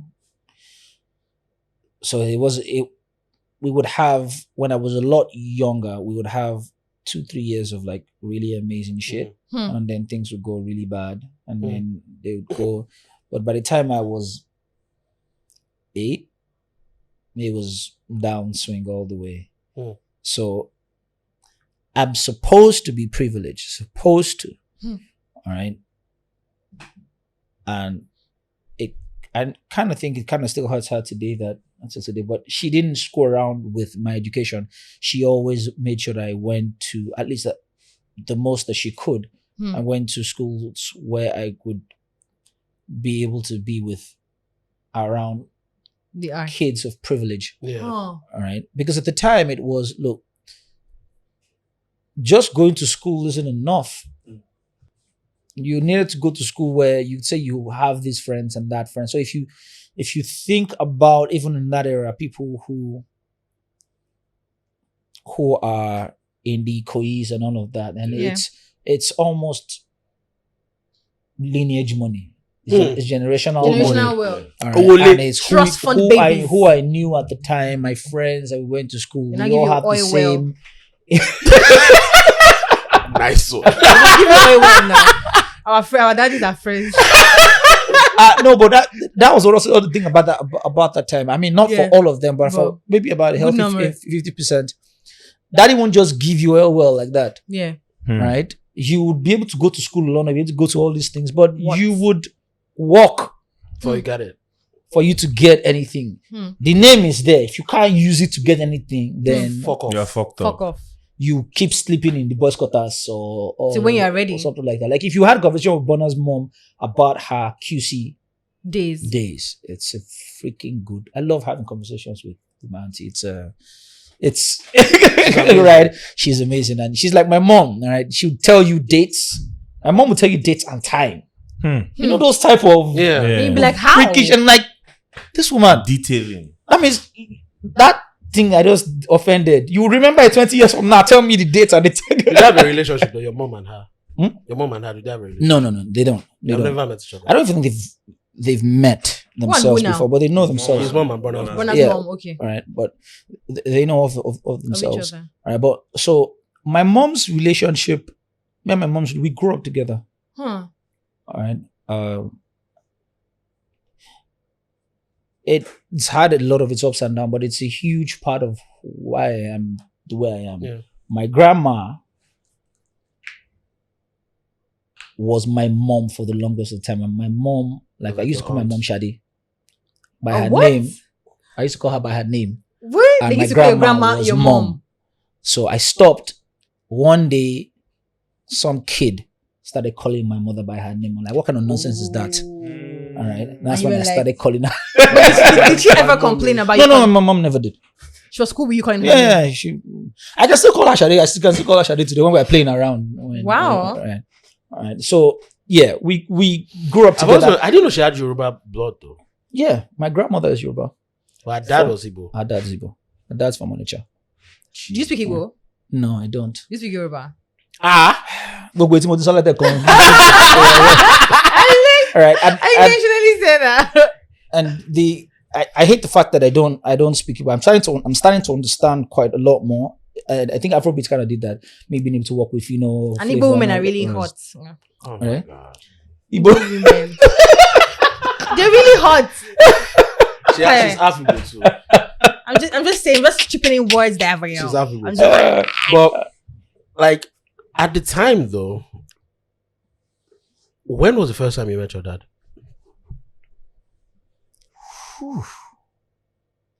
God damn it. No one's ever asked me that question in an interview before. It's a very freaking interesting story. So, when my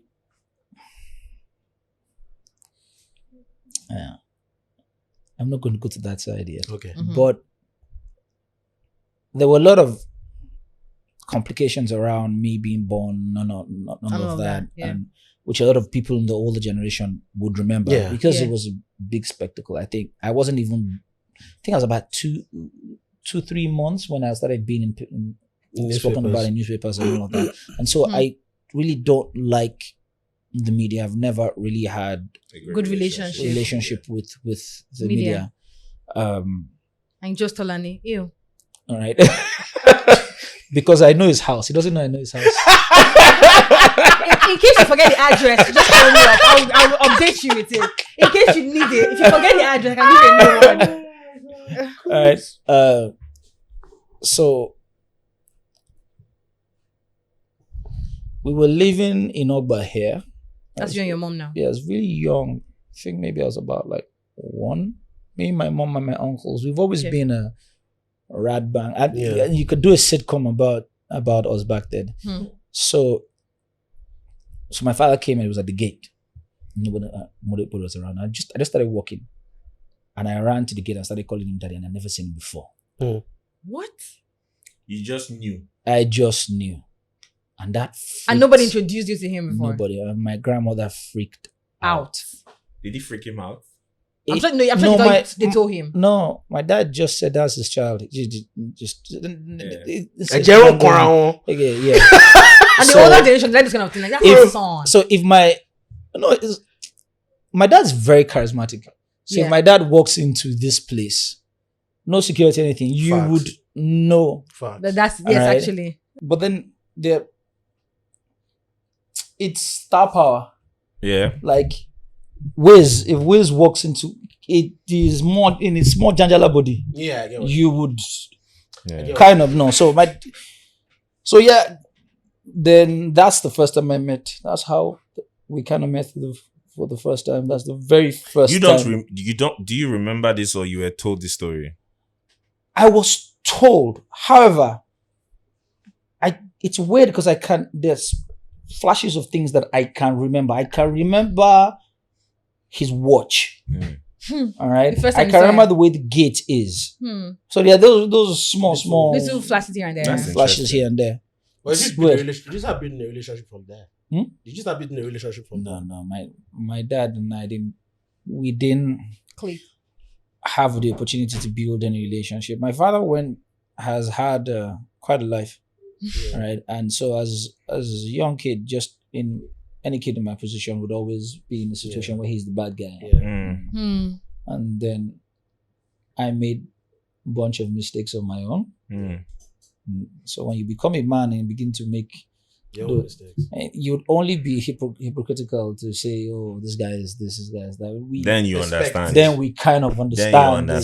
So we could sit down now and have those conversations. So your father, you being who you are, your father being who he is, you are in a great position to tell your father's story. Afrobeats. Well, yeah. And it's an important story. I'm not gassing. Yeah, up. yeah, You know yeah. it's an important story. Like he shoot the story and he tells the I story. understand. That's a good one. Also, because my mom didn't, even within her struggles, in her own way, she didn't try to like poison my mind towards him. It was just I saw her in pain a lot of times, so I kind of made up my mind about a lot About of the situations. situation. As again, Yeah. a lot of those things. But so there are a lot of things in timelines that I know, but then the first time we kind of had, which we haven't fully finished having that conversation, we kind of had conversations about certain things. Yeah. Right. When my father kind of described certain things, you can almost, your head can almost imagine What he's saying. what he said. And with him, because the music was his life, just like this is what I do is my life.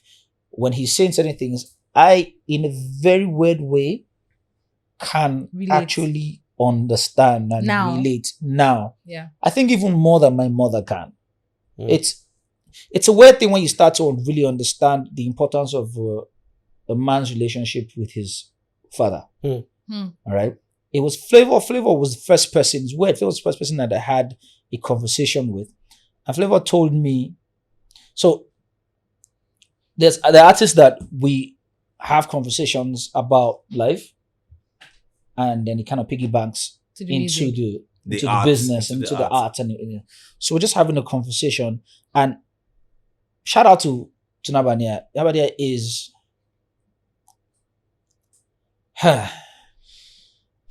excluding one person, Burna and maybe Flavor is arguably one of the most talented Nigerian artists in the past 12 years. One of contemporary times is 99. Top 5. All right. Yes. He is on that list. Can do talent. Talent. Right? Remember when I spoke about feeling? Yes. He has 100% grasp of the feeling. So when he's talking, that's also why Mastercraft is kind of the way it is. So when Flavor is talking to you about, when he does a song and says to be a man is not a day's job, he's not just taking it from his ass just because it sounds good. He's saying it because it's what he's experienced. So Flavor is telling me about, so when he was in his 20s, his relationship with his dad, I mean, he's believing that he's providing, he's bringing things. I didn't have a relationship with his dad because his dad kind of didn't think that you were in a situation where we cannot really understand. You wouldn't really understand where I'm coming from. And then when he got his 30s and started having, so you have problems. You think you have problems when you're in your 20s. Then when you get 30s, then you have problems. Man problems. When you get into your 40s, midlife crisis. Then you now have those problems. Then you hit 50s, you calm the fuck down.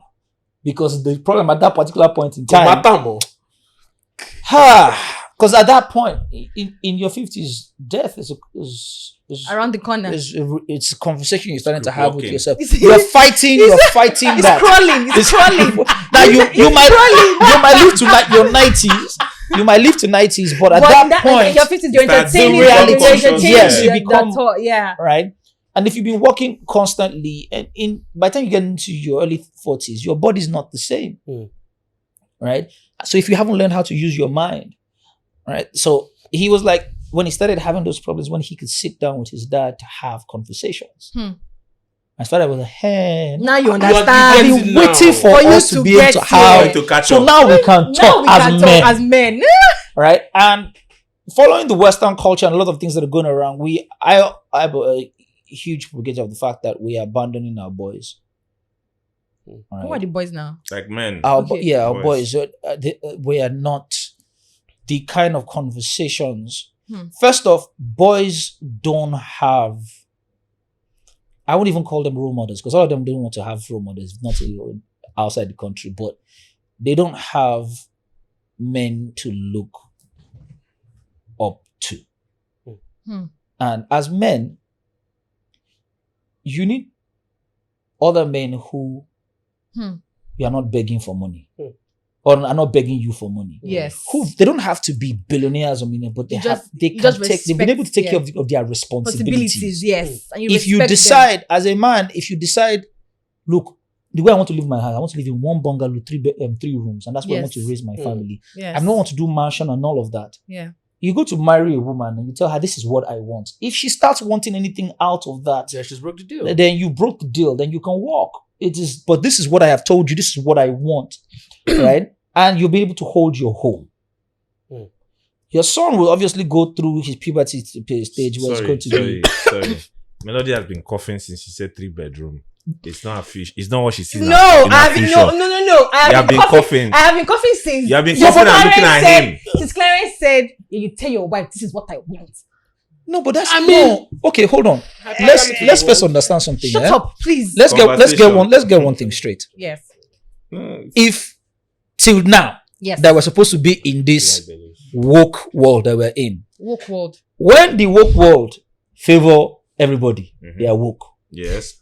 When you marry and the man is not able to take responsibility, he's not being a man. You will say now he's not being a man. He's not a man. He's trying to break your soul. Toxic. Shut up. Right? Because he's not doing. See, in all fairness, where we have come to within the male-female relationship, is 90% the men's fault over the generations. Men who didn't take care of their responsibility, who seriously took advantage of the fact that they are men. Mm-hmm. Yes. All right. So let's not. Shout out to you, Clarence. I'm not trying to take out. Amazing. However, so if man come and tell you this is what I want, you now say this is not what I want. No.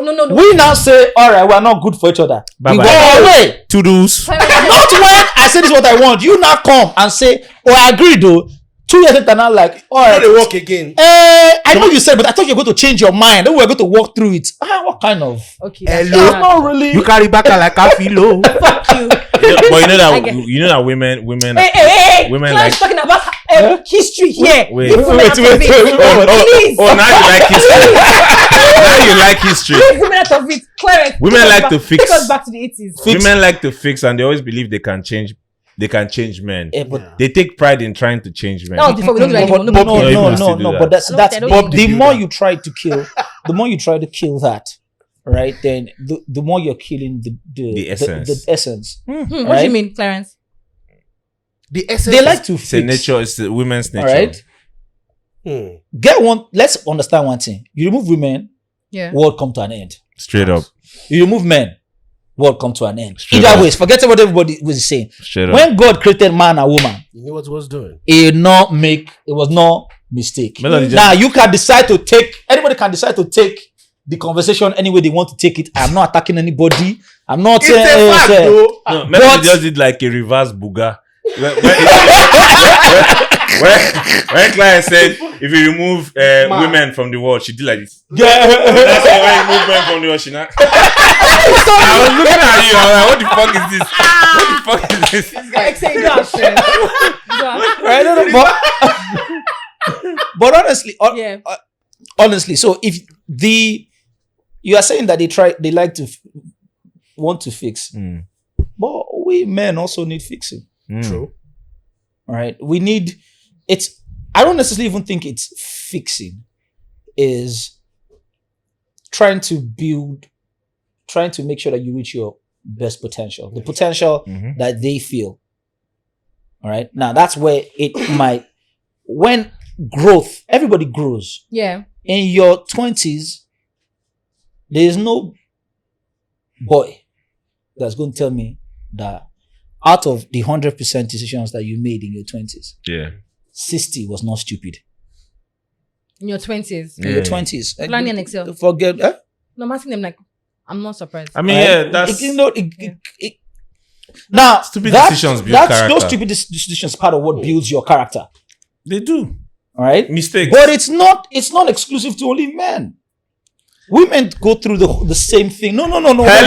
The only however. Hold on.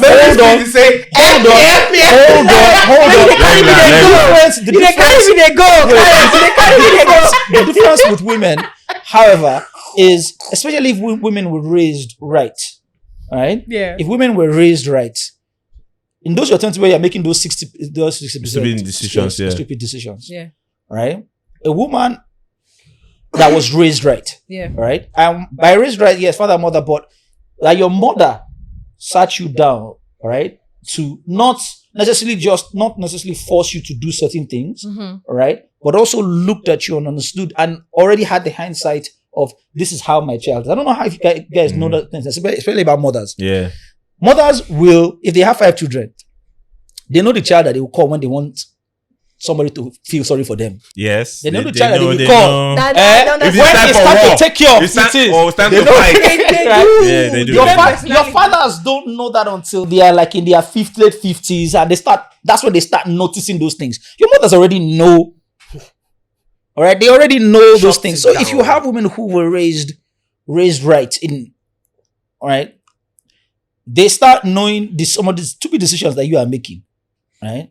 Women look at you, and at this juncture, I reached 26, I reached 27. This is where I want to go for my life. You are still trying to figure out where you're going with your life. They've already started saying this is where I'm going, so they already know. Yeah, women. Why do you think that is? Why do you think why do you think that happens when it comes to responsibility?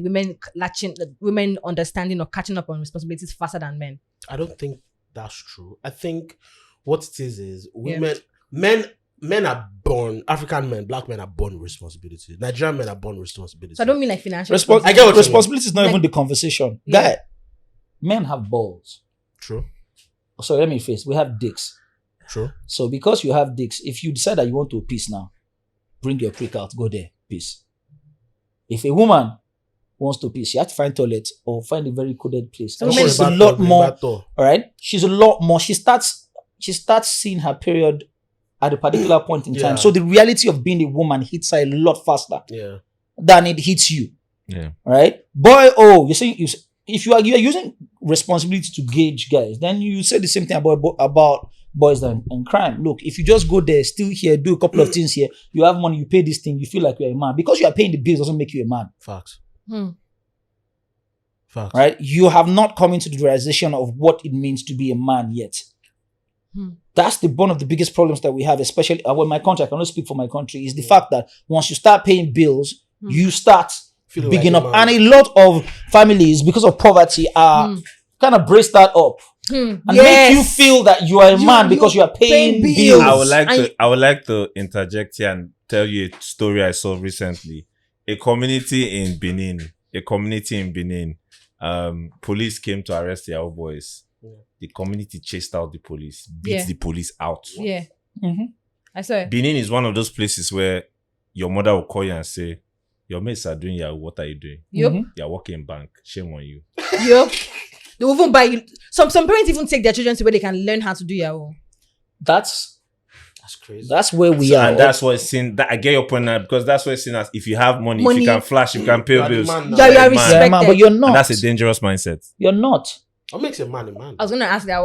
According to how would you? Let me before what makes you a man? before I first deviate. Women grow faster than men. That's what you meant to say. Yes. Yeah, women Yes. grow faster than men. Even Like emotionally. Oh, women are Physically- raised to grow faster. but No, physically, Naturally, even naturally. if niggas started peeing blood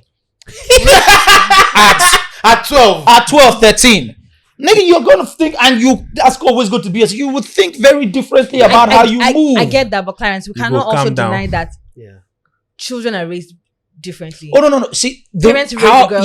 No. Conditioning. I'm not Yeah. taking that away. I'm not Yes. saying that, but you can't. But there's also a remove- place for nature. You can't remove that. And for me, it is it's an advantage.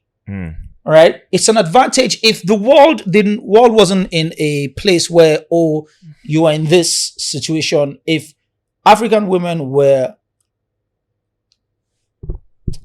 and this is a tricky thing to say because they would come and tell you that African women were raised to always be in that place of subjugation and all that. Yeah. However, if you look into history, African women are powerful. women took it was just nothing is given, it's taken. So Yeah. they say a woman has to work two times Twice more as to be hard. twice as hard to be able to take things.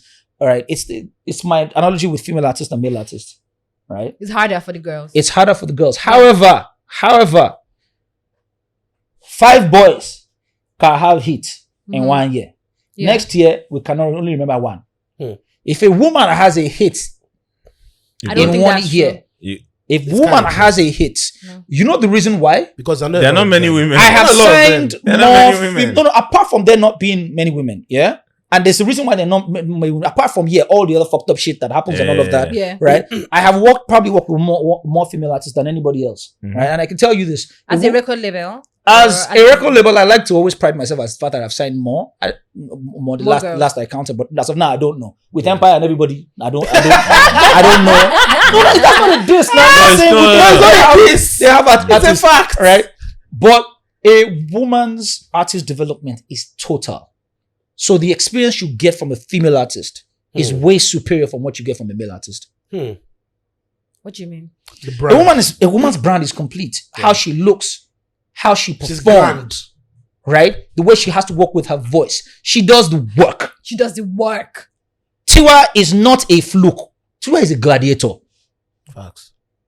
Yemi is a gladiator. Facts. Put them side by side. Any male artist, they will take them down. This is not, you have Lamba. That's why when Tiwa says that they kind of put the standards that they put in male and female. Yeah. To some extent, that is true. Oh, it's true. Right? It is true. Yeah. However, all right, leave all of that one aside. As we did now, right? Carry, excluding Bonner because of Bonner's this thing on stage. Carry your big boys and let them do time on stage. Then put Yemi or Tiwa. Man, those girls will keep going. They will keep going. They are more complete. Yeah. So if you find a female artist that is successful, all right, that has the eye of the tiger, all right, you keep making money for a longer period than it is. It's more profitable to have a successful female artist. But that is if you have one. But you're talking about when they become successful. But before they get there, how many of them get there? The artist development. The artist development is harder. It's harder. So it's the best that you get. Right? We have a lot of male artists that they fluked it.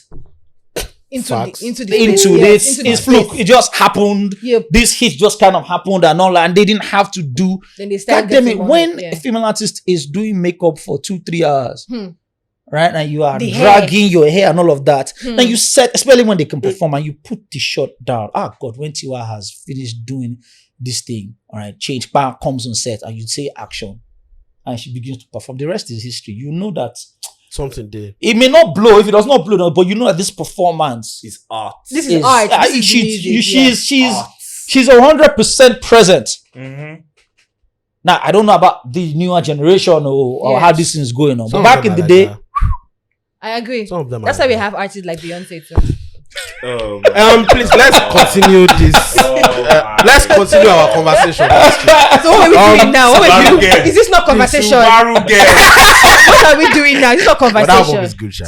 Anyway, do you have a relationship with your step or half siblings from your dad side? No. You don't know any one of them. Wait, hold on. Sorry. You know you didn't answer my question. Which question? Oh, sorry. My question on telling your father's story. You went into the father-son relationship as you mature. You brought in flavor. Mm-hmm. Yeah, but it didn't. You didn't finish that yet. You telling my father's story? Yes. Is that something you're open to? Is that something you want? When the time is right. It's so in the structure of being able to tell stories. If you're going to do biopic on people. Yeah. All right. I think that my father is almost wrapped. Like if I was going to tell my father's story, it would be, I would start it from his childhood because of just all the things he went through, and I probably would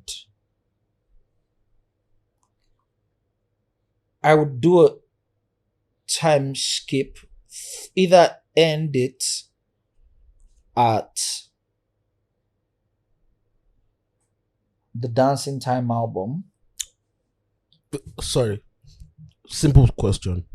Which is the class? No, both are classics. But which one is the album? The most ultimate the most album. senior classic. Ace or Shinamania? He's the one that can answer that question. But for you, me, because of what it meant to me. Again, me. remember that at the time Shinomania came, Ace came out, I was in Ibadan. So I was in my main market. Back in the day, I don't know if it's still like that, but Premier Hotel was like up. So I used to look up at where Premier Hotel was, like as if it was Olympus. You know how the Greek mythologies, you be like that, damn it. But there was, so my grandmother's pepper soup joint was in front of the railway track. Across the railway track was where they sell vinyls. And when I would go and look at those vinyls, literally, these men were stars. They just looked like stars. Like my father's entourage had all the people most of the people that were in my father's entourage, journalists, politicians, rich people. So it wasn't necessarily that he was having an entourage of people that he was helping. He had an entourage of people that he was helping, but he also had an entourage of people that were helping him. I just wanted to be around him. They just wanted to be around him. So when you were a star, then you were a star. Right? It was organic. It's not right? digital. So it's not streaming fast. Olushine, boy. All right. So when everything was organic. So it's when he said organic. I was waiting because we have these conversations where it's like it's not the same now. It's not the same. It's not the same. And it's not meant to be the same. However, again, feeling, right? The feeling, right? It's not supposed to be the same. It's supposed to transcend generations. The feeling. If the feeling was here, right? That the equivalent of that feeling is either supposed to be passed on when you. So like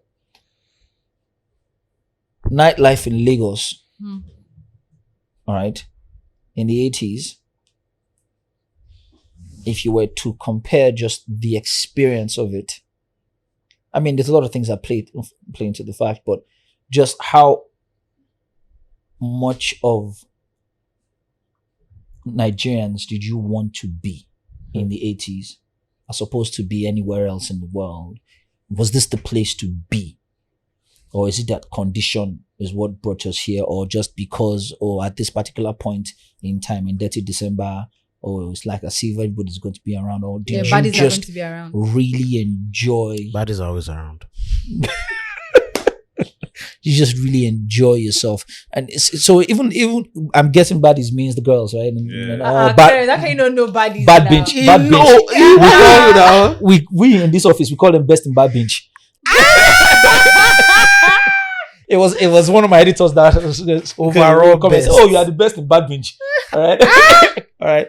So, but even when you would go out at the time, guys go out, you want to meet chicks and all of that. But it was also about being able to have a good time. All right. Just being able to have a good time. Could you really say that with everything that is going on, you're really having a good time? A good time. And it's not a show off. Oh, me and my guys, we have money. We're going to go there and show and all of that. Like you're actually enjoying yourself. You're actually enjoying yourself. I would say that a lot of that enjoyment happens more on the mainland. All right. Oh, why do you think so?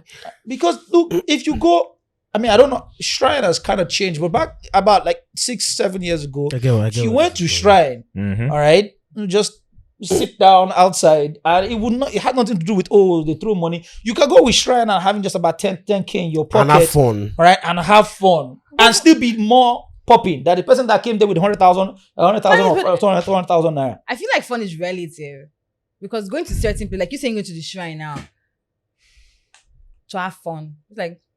But Melody, that's just an example. No, you have not experienced. I don't know about now. It's not. Right? It's not. But you haven't. I think you are bougie. No, I'm not. No, it's not even a bougie thing, but it's not, because I've heard a lot of people say this about Shrine. Yeah. From that era, it was different. It was just. Oh, it's not the same as it is now. It's not. No, it's not the same as it is now. Oh, okay, cool. All right. Again, it's also around people that you're around. Yes, right? Your crowd. See, fun is really 8 of us, 10 of us decide we want to make this place fun now. Yes. All right. Ace, bring 10K, bring 5K, bring 5. We buy things, no matter how, and we just here and we probably have fun. All right. Which is one cool thing I really liked about the early Alte movement. At the earlier on period. Pioneers. Because they kind of knew how to just create Togetherness, their a own community. world. And that kind of created that subsection of this is our Thing thing. and our world and our All community. right? Before just like everything else in Nigeria, corruption starts going into it. It's more True. no, it just I didn't say corruption in terms of And then you have people like this political corruption. Subaru. It's Yeah, just but- in terms of enough egos. Ego starts coming into it. We call it And where it touch me. I'm going to give you paper. You're going to give me a lot of this terms. So that I'm not only one new school. I'll hear because Touch me. I ride this Subaru. Shout out to you. But yes, I get I it. get what Because you're even trying to they say. say it. Like It's even not people the in that same. community, they It's say not the that same. the money they started making money, egos. I They know. say it. so yes.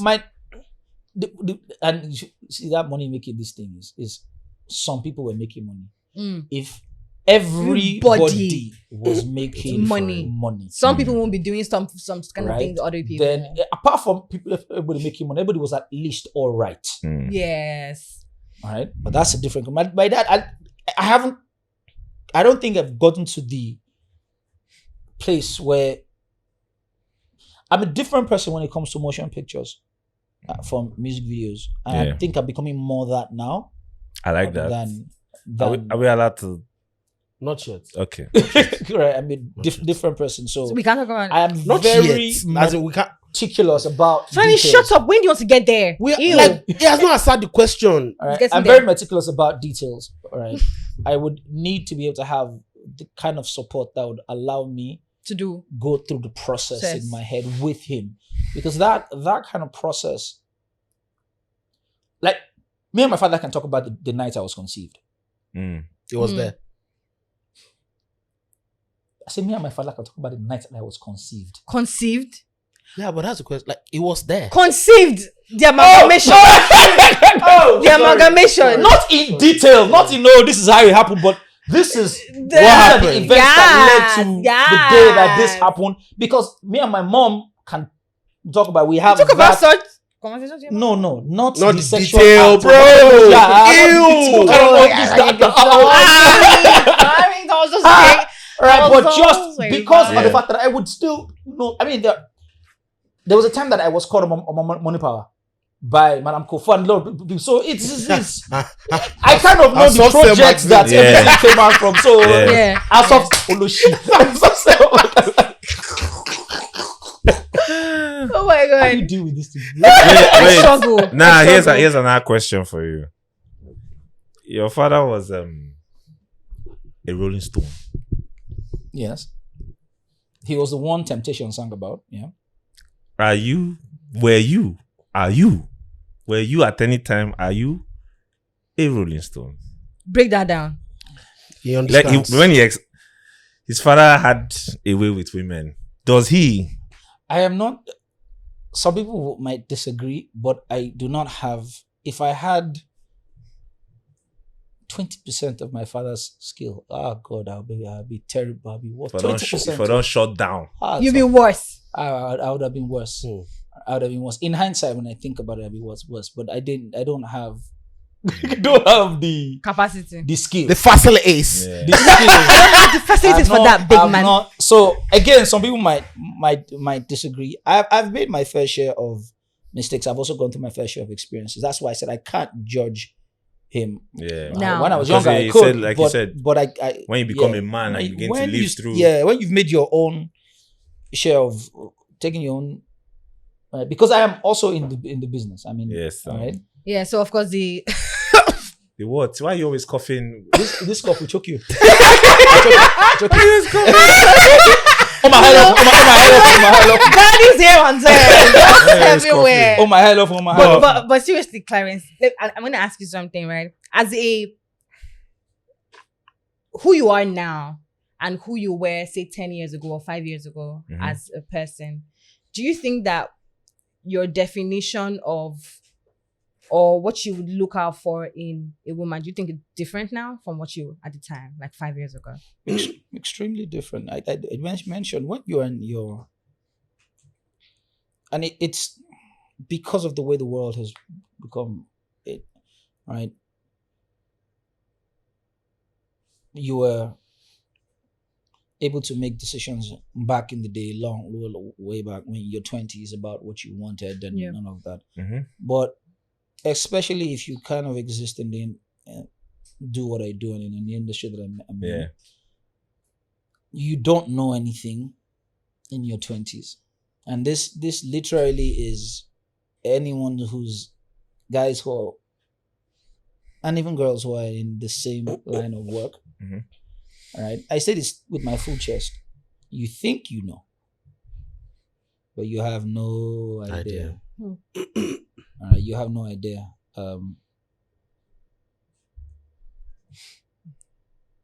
People accuse women from I've been with this guy, and then I get to this point and I just realize, no, this is not the person that is for me. I've experienced, I don't see life. Guys who come and say, it's because she has seen money. Like as if it's only women it happens to. Right? Guys, it happens to you too. Once, if you start moving at a certain trajectory and the person you're with isn't moving in that trajectory, then you get into a house and you guys can't talk about anything. You guys cannot relate on you're not, some conversations. So you kind of grown past. If you haven't started going through in your 20s, I know myself. This is who I am. I can never do that. I can never do this. You'll be surprised at things that you can do and decisions that as you grow older. As you get more successful. Right. Well. As you get more, especially as you get more successful. I don't think that I really enjoyed being successful. Because at first I didn't even know I was. I refused to accept that I was successful. When did is there a particular moment in time that you can remember that it dawned on you like, okay, I am successful, or I am Clarence? Yeah. It dawned on me that I was successful when I started sensing, when I knew for a fact that I had started coming to the beginning of the ends for music videos. Coming to what? Coming to the beginning of the end for music videos. Explain this. Not that I won't shoot music videos, just that my affinity for the music industry had started to dwindle. It had started to hit a place. I think it was when I did Ye. Right? I'd started that year off shooting for Mayor Kwan. I had, like, we like to call them goals in this office. I had a couple of things, but from the beginning of that year, rankings available. That's a great video. Yeah. But that's a great video. From the December before that year, I started noticing something was off. I'd started noticing that I couldn't articulate it. So you guys know that thing T-Pain just said about Chris Brown? Yeah. The princess syndrome. But I think people kind of took that thing out of turn. So if you're used to winning, and that's all you've ever known, yes, you're under the pressure of always winning. Yeah. Yes.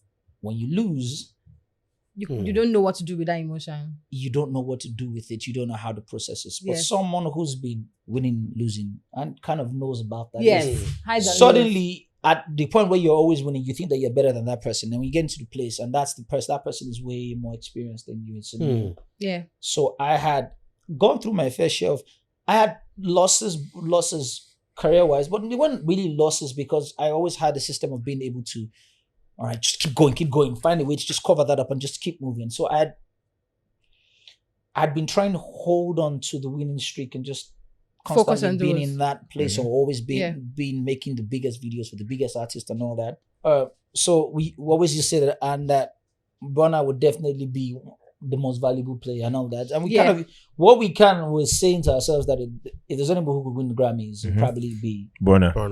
If he was able to get his shit together. Yeah. All right. And then that kind of happened. So at the time that I shot Ye, I didn't even know Ye was that big. I didn't really, but it was a call as to, we were supposed to do exterior and kind of interpret the song, what the song was saying. Yeah. Then it was raining season. And then we couldn't take Burna to the place that we wanted to shoot. So I sat down and really thought about it. And I think I had a conversation with PD about so what's the plan? So I kind of paused, which is what I usually do for projects that are really, what's the plan for this? Oh, this, there's some plan to be, the song is doing well. They have this opportunity, that opportunity. And I remember it's just a slight hint into the fact that the international community would be. So my mind is like, so I would choose brand over the content of the music, because this is introducing him To the To audience. an international to an market. international market. Okay. All right. And that's my job, to think about what works for the artist. I've always used to say, people never used to, if I had to shoot a bad video for an artist to be successful, that's what they're being paid for, is to be able to create an interpretation that would make the artist successful. If I want to achieve my own hopes and personal, dreams, I'll go and shoot my film or record my own song and go and, Because it's not about you. well, this is what it's not It's about about. the It's not artist. about me. And so when I did that, I didn't expect there to be backlash. I knew that there was a community brewing, but I didn't think that the mob Was that vicious? was that vicious. And then that viciousness came, and I didn't know what to do with it. I remember that viciousness on Twitter. It was a lot. On Twitter it was hectic. But the Prince of Darkness era noise was larger than that. No, The what? he wasn't. Well, The maybe Prince of because Darkness social was media. no. Prince of Darkness was on purpose. Hmm. That was deliberate. But this wasn't. All right, I needed the audience name to is get Wild. used- Prince of Darkness. I Why needed- Prince of Darkness? There's a because story. that's a different story. So when that started to happen, when I started having that, in my mind I was like, let me try to redeem myself with Bono. And then, all right, before what happened, you just a couple of successful things, and then people will move on. But then I found out that the mob were very particular about me. And then so I started relieving a lot of the PTSD from when I was born. All right, and a lot of things that I've gone through with the media when I was a lot younger. All right, and then, but then I also started going through a lot of things in my life. So a lot of that was going. I was trying to Just move on. shake it off and move on. And remember, the music videos wasn't supposed to be. It was a means to an end. I was supposed to end up in film. Once I spent too long here, because they just weren't avenues for me to do films the way I wanted to do films, especially from distribution and all of that. So by the time we had hit 2019, I had just started toiling. There's a part of my head was starting to say, look, things aren't the same way anymore. Right? I started building up in my head. I think personally that music videos, commercial music videos, all right, the pop music videos and that consistency of numbers is a young man's game. Right? Because it requires for you to be very, not only aware, but in tuned with the sentiments of a particular generation within music videos. Now, you could be a 60-year-old filmmaker and still be affecting the generation, but within music, that music space. All right, I started coming through us. Then I started looking at the economics of it, and I started realizing I didn't have any intellectual property real estate. Now, as a music video filmmaker, I am shooting for someone else. Everything that comes with the profit from that goes to that person. You guys outside that initial payment. That's it. And it's not just in Nigeria, it's across the world. Right? I was kind of working around the economics and started going to school in my head. Then COVID hit. And then I went through an experience just towards the end of the lockdown. And that really fucked me up. The good side of it was I got to experience what it felt like to have a father and mother. A father and mother? Yes. I was in the station and I cried, and they thought I was crying because they were going to lock me up. But I just cried because my father and my mother were working hand in hand for a common goal that was me. And just looking at them do that. Right? Kind of gave me a glimpse of what would have been like if I had them from the beginning. As a young guy. From the beginning. And so a lot of that started leading to and also me having to take a lot of responsibility for what happens when I'm in charge of something. You know, just taking responsibility. When you are young, you're able to take risks because you don't know what happens if shit hits the fan. Yeah. You haven't experienced it Until it happens. all right, and it's good to be able to have young people who are able to take risks. All right, that's kind of why there's structures to kind of make sure that they don't spoil things too much, but they will spoil a couple of things. Yeah. Right. So then I went through that experience. All right, and it humbled me a lot. It humbled me mentally.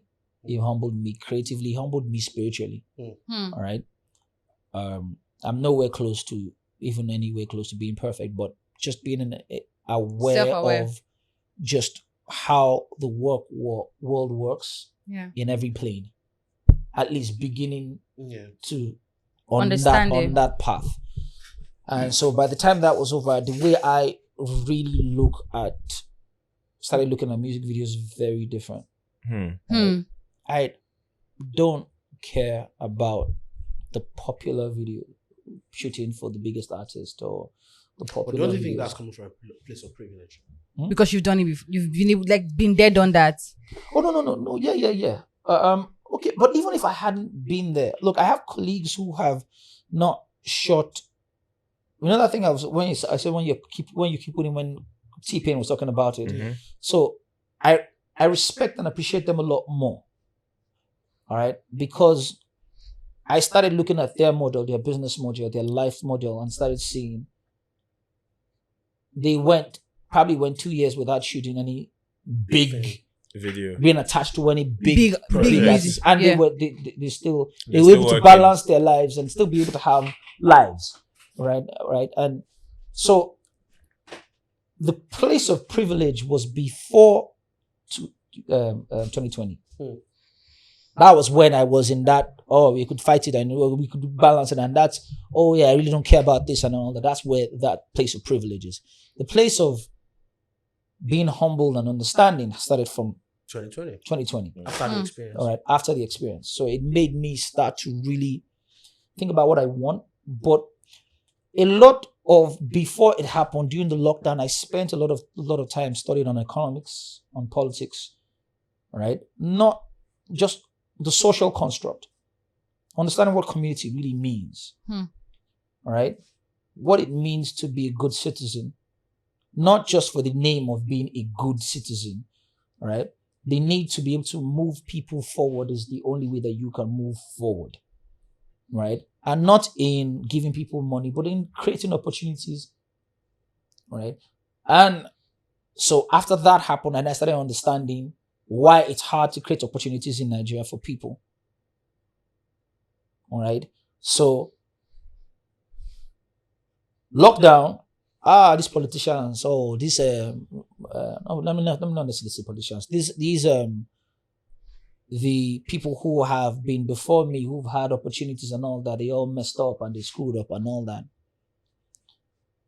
Post my situation, I started understanding, and it doesn't justify for a lot of things, but being able to empathize is the beginning of you not being able to make the same mistakes and trying to fix. You can't fix everything, but just the ones that you can fix. Yeah. All right. If someone made 100%, made 10 mistakes, Yeah. it's on the onus on the next generation is to be able to just make Minimize about it. 8. Yeah. And then And it goes so further. it keeps reducing. reducing. As it Right goes now, further. you might make 8 mistakes in a particular sector and make another 20 In in another. another. So it Balance. goes back and forth. All right. So before, in Nigeria, it's very easy for us to throw stones, and everybody lives in glass houses. True. All right. Also, okay, some people live in glass houses, but some people live that they used to do their own this thing, and their houses are down. Yeah. All right. But so it's even easier for you to fling the stone for it to pass. At least glass, it will hit glass. Yeah. You just pass through the. So you're worse, but you're just not in the space where there's any kind of value in people shouting your megaphone. Yes. Right? Cancel culture really, that whole period made me think about just the human psyche, but more the Nigerian psyche. Right? If I can't try to understand America, understand anybody else, I have to understand my own people first. Yeah. This is your home. All right? And this way you and so and a lot of people give up on Nigeria, and I understand why. But I left film school and all the opportunities that I would have had to come back to tell Nigerian stories. Because I love, in all their madness, not their worry, in all of these things, I genuinely love my people. And I think going to school in SA made me love Nigeria, right? I didn't believe that I was with some people who would have what we are now calling mental problems, and Nigerians had gone through that. And then we figured out how to power through that, and we kept on with every morning. We wake up. We were optimistic about something can happen today. Yeah. Which is gradually going now. And that's probably what's hurting me the most about the situation. And this also kind of reflects on the music, on just the creative space. Yeah. Right? We are really, everyone is creating, and people keep on saying that we are creatives. Do you really understand what it means to be a creative? Again, when you start off creating, and it's all about your creation. Then it gets to a point that your creation, you're now responsible for. And that's not, I'm not trying to say do family things and all of that, but you need to now be very deliberate about what it is that you are saying. For instance, I would show some things that I'm probably the most graphic person that you guys know. You just probably don't even know it yet. All right. But and that's when it comes to dramatic work. But I'm saying it because I'm showing it not just because I want to show off or be about it being graphic. There was a time when I was stuck. I didn't stay there too long, but there was a time when I was stuck in the place where it became about who can show the most graphic things because that's what would work. All right, and then that was growth. I didn't really understand. But now if I'm showing it specifically because I wanted to trigger an emotion. And I want to trigger an emotion because I want to trigger a conversation. And I believe that conversation in its own way would probably lead to healing for some people. Somewhere. That's what, so me going back home, which would be going back to film, right, allows me be able to have more of an impact. Because every time people ask me, you're a music video director, I keep telling them I'm a filmmaker. People never understand what that means, right? That's what it means, all right? So the way I think about music is literally why we can have a conversation is I am thinking about music from the granular point of view, right? From all the way down to the top. And it may not be found fashionable to build our own things now, but it will become, I believe in the mandate that God has for Nigeria, that we will get there. All right. Cogs move really slow, but they do move. Right? But it all starts from people wanting to build from the ground up. You would make mistakes. Right? But if the people don't, Afrobeats is Afrobeats because Nigerians gave Afrobeats a chance. Yeah. When the drums were distorting, they were still listening to it. When the mixing wasn't clear. When the mixing wasn't clear, they were still listening to it. And it was the biggest shit that they heard. And they were cool with it. Right? And they loved it. With it. And then it got better. Right? So when the younger generation comes and says this thing is shit, so that is that, and all of that, you're not, and I'm talking specifically even within the dramatic space, because as far as I'm concerned, I'm saying this wholeheartedly. There's no more Afrobeats in Nigeria now. Nigeria doesn't have music. There's no music anymore. It's been given to the rest of the world. It's created to appeal to them. We didn't lease it to them. We're not renting it to them. We gave it to them. and they've taken it. Not necessarily. They've taken it. Hold on, please. Explain. Owners. What do you own? Owners. Okay, so it's about this owners thing. I mean, but that's the thing. but that's the cocoa now. That's the cocoa. What do you own? That's the cocoa now. If you don't own it, then You don't own your distribution. you're almost an employee. When they touch me. Yeah, you are an employee. Yeah, that's Afro-ployee. that's literally what it's Within like. the streaming era That's the that title you are of in, this episode. Yeah, Employee. what they just did to Chris Brown is okay, fine. Maybe you owe your masters now. yeah. Okay, now, no problem now. Yo, that's crazy. I never even thought about that. This is the first time. Nah, maybe you owe This your is the masters. first time that Fine his album now. sales are really low. Now that The you owe your first time. masters, we'll remove the machinery from behind. Enjoy it. You are a bad guy. Enjoy. Enjoy it. If there's no value to your masters now, yes, I want my master, I want my master, I want my master. Enjoy it now. And if they could do that to Chris Brown, who you be? Imagine market like you in Africa. This is context.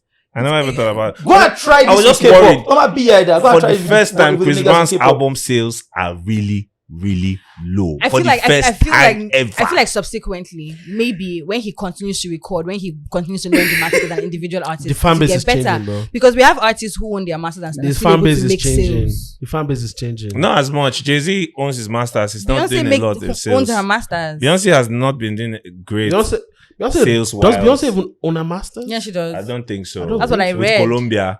No. With Sony. Isn't it under like No. Packwood? Nah, I don't what? think so. Nah. She has a label under Sony. She has Packwood, Packwood, she had an imprint. but only she doesn't own a masters are masters. not. What? Nah. I'm not sure. My sister, The the Beyonce. music is where? Mhm. Where they put the music these days? In the cloud. What are you okay? no, Which no. Streaming cloud? platforms Streaming owned by- platform. What's owned by cloud? the West. The West. Owned by the machinery. Yeah. Who is the, The machine. president or who's the head of YouTube? Leo Cohen. What did Leon Cohen, how did he come into the industry? As what? As a manager first. As a Alright. songwriter at some point. Songwriter. And what was he to a label? Head of a label. What label?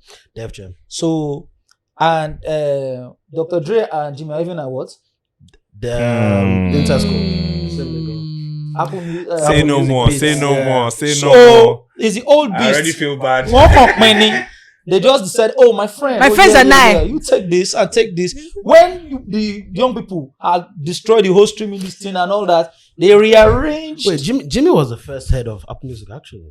That's what I'm telling you. That's what he's saying now. now. That's what he's saying, yeah. Say it's just association. It's just Jimmy was first even called to advice Yeah. when Apple Music wanted to crack Napster Napster, and beat it. Jimmy was called to advice, and from advising gave him. They have redivided everything. it's just a parapos. So, if you like, No film. you in your Africa, Yeah.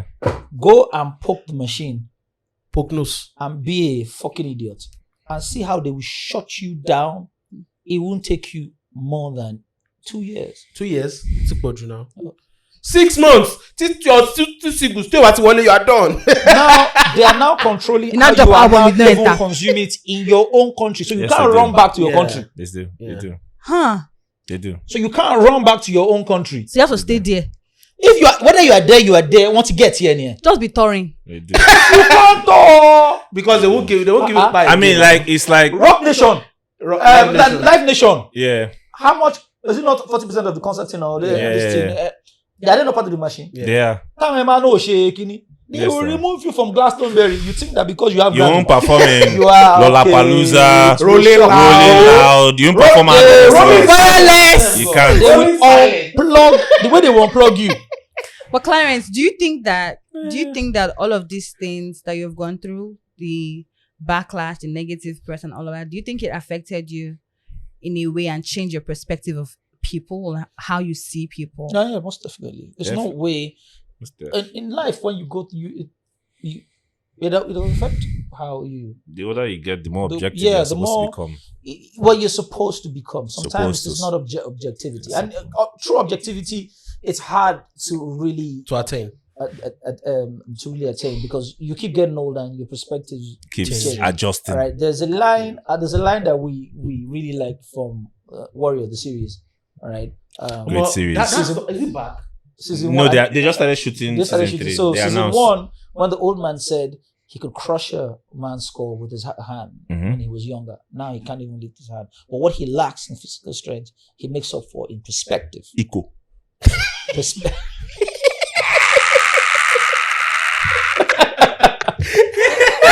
It makes up for in perspective. And so your perspective, all right, I can't look into 50s or 60s. All right. Oh yeah. Or lines like the battles you choose to choose not to fight are important as the battles that you fight. Right. All right. So I can only respect such a great show. The 40s, my 40s and my 50s and my 60s, if I'm lucky enough by the grace of God to see there, right? But I can look in hindsight at my 20s, and people say things. Wait. People say it's things weird that you're change. still in your 30s. That's very weird. Let's kind of leave that place first. People say Yes. that your Considering the volume of work Guy. he has done, right. it's intense. People say that that things are different. Things have changed. Have they? If you really think about it, a lot of the movements that we're having now, yeah, you can say technology has come and maybe made the world a global village, like they were shouting at some point. But when it was very noisy village, one too. when it was village, and you did not know the rest about the globe, it was village. It was. And you don't know anything about it. So it just make the tatafo. It's the same thing. Now we global. All right. So we Global. All right. So it's not different. So the mindsets. That's why you have CEOs in their 50s and 60s. All right. How are you able to play the game above the game? They make sure they're playing the game above the game. If you guys watch a film called Marginal Call, all right. So I think Finance movie. Yeah. So when the guy came into the boardroom, They watch movies. when the guy came into, I think it's Jeffrey Rush. I can't remember the guys actors. So he came into the boardroom and said, "All right, so young man, speak. Tell me. He remembers the line. Tell me what's going on." And it was like, no, don't look at them. Look at me. Yeah. All right. Explain this to me like I'm a child, like I'm 5 years old. 5 years old. Like I'm a toddler, because I can assure you, it's not brains that put me in these seats. Then he goes ahead to say, all right, do you know why I'm being paid all the big bucks? Why I'm the one on this seat? My job is to predict which way Jeremy Irons, where the sound of the music is going to go. That's the only job I have here on this chair. That's the only reason why I'm getting paid. And right now I can't hear the sound, which means the jig is up. All right, but that's also part of my job to be able fix to it. know. No, to know know the that- sound. When it's time to pack up, Yeah. Bankruptcy. let's move. Yeah. Right? But that's his job, is to be able, all these brainy people here, to be able to know How to make them feed Yeah. the top. what is going to happen. Tashina Adekpetu is the first person I have seen that's like that. In my life, I think I was like 17, just me and TJ. He had just finished working we just finished shooting. I'd gone to buy him cigarettes and he was sitting there, and I was talking about how music was the next thing.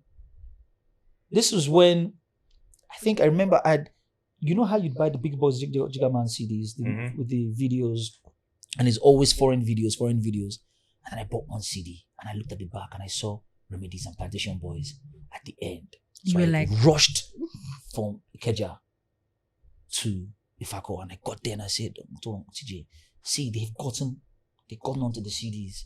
Now the music, this Nigerian music, this is the next thing. And then TJ would look at me, and he had a show called Body and Soul. Then we started Sound City. And I remember we would go and be giving TJ like ideas and all these things. I'll be very frustrated about the fact that TJ wouldn't take some of these ideas. TJ would now do some of those ideas about 12 years later when Sound City Was ready. But Avatar. at the time, TJ was looking at so many moving parts, and as a kid, I didn't understand. Yeah. You Yes. couldn't see the complexity. You just wanted I him couldn't to see the action, complexity. I just just wanted do let's it, just be let's moving, let's do be it. moving. And it was just chill. that's what's happening now. It just wants to be moving, wants to be moving. Yeah. Now we have people who are ready. Yes, we'll help you be moving. But when it's time, But your soul we collect it. belongs to us. Shao Kahn. And before you know it, and so when we had the labels here, the military government and all were not stable, and they left. They sold a lot of their assets to a bunch of young rich people who didn't know what to do with it. Because they owned the companies. We didn't build a structure. So it's like if MTN left today, they still glow. You may hate Adenuga, I may hate Glow and others, but you go use them. Glow. You don't have a choice, bro. All right, but you cannot create another Glow because there's a Nigerian company that has been created, and then you can create because you created this. Something else can be created. There is that template for how this was created. Yes. Then somebody else takes the baton from there way and tries to. Okay, so we got expertise to do this and all that. We started doing some of these things locally. Yeah. All right, but we are in full-on expatriate mode. We started an Afrobeats or the Nigerian music industry by piecing everything together, learning how to use Fuji and all of that. What was supposed to be our natural ascension, next level, right, was supposed to be us being able to build our distribution companies, starting to have, people are creating software, starting to say we're trying to create tone banks. Producers are starting to create their own tone banks, and maybe hopefully starting to have partnerships with Fruity to be able to create specific Some of them ones. are doing it, but it's not mainstream. In Nigeria. Yeah. All right. SARS has one. Okay. Yeah, see, SARS is SARS we can have this conversation. Yeah. All right. But SARS isn't enough. He can't do it in isolation. He can't do it in isolation. And he's frustrated about that. Yeah. It can't be done in silos. Right. But you see, look at where he's thinking. That mindset. So if we're able to do that, right, like within the motion picture space, within the music video space, all right, everything that started happening from 2001 up until 2016,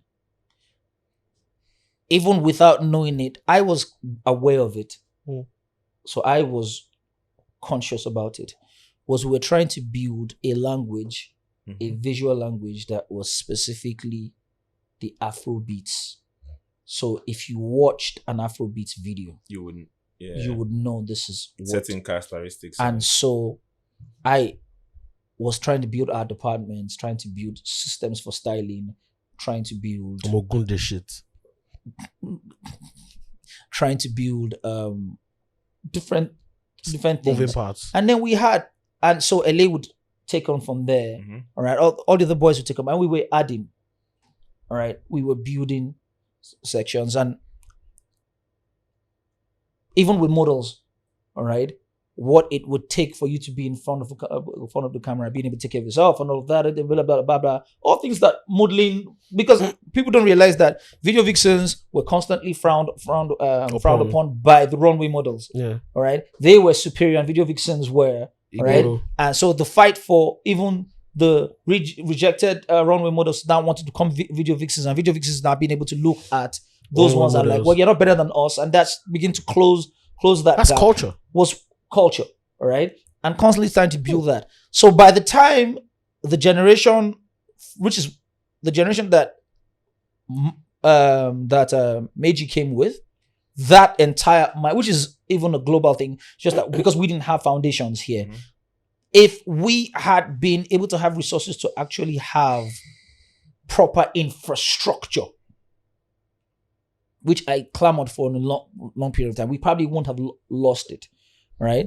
The mindset of, all right, you don't need to acquire assets. Because we were acquiring assets, we're trying to get cameras, trying to get lights, trying to build it. We had to have props and all of this. You don't need to do that. We can rent. Slowly took away that, and gear houses started taking the powers to gear houses. Production company started dividing that centralized structure. And some people be like, well, maybe that's more effective. But how? We would still have gotten to this place where gay houses would have been stronger, Yeah. and all of this would have been stronger, but the timing wasn't. Yeah. It wasn't right. There were no parallels. We were supposed to get how. Yeah. Right. Think about. So the musical artists have international deals, have international competitions, are doing international collaborations, but you don't have music video directors without the artists who you are having people from Latin America coming down here to shoot videos with Afrobeat videos. music videos. Now that's growth. Who are flying down here and bringing their dollars into our economy to shoot those videos. these videos. Right, that would constantly build, and it's not reliant on on our Afrobeat artists anymore. Or just as they have diverse featuring here, they brought the couple. But you saying you're only coming in to shoot because of the artist that you featured. I'm agreeing with you. That you're coming solely. Yeah, but saying that you're coming because of that style of video. Yes. Like American artists are trying to go to South Korea or trying to get South Koreans to come to that. That you come and shoot K-pop videos. Yes. K-pop style videos. Yes. But throwing away the baby with the bathwater, it wasn't a perfect system. But you threw away the baby with the bathwater. So you don't have anything. There's no continuity to it. So now we have videos.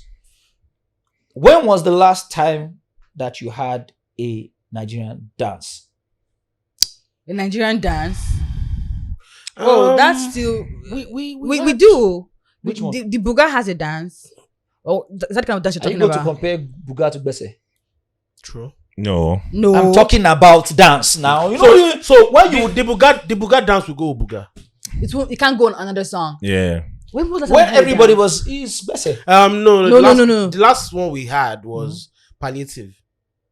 No, what about Don't Like It Portable? That was not that song. Palliative is still a offshoot of Bese now. Actually, the Zanku movement. Everything. The Bese, the Zanku movement. All right. What about Naira Marley? That's Zanku. It's all of that. All those Zanku era. All the things that we're doing now is still Bese. It's still Bese. When was the last time you influenced fashion?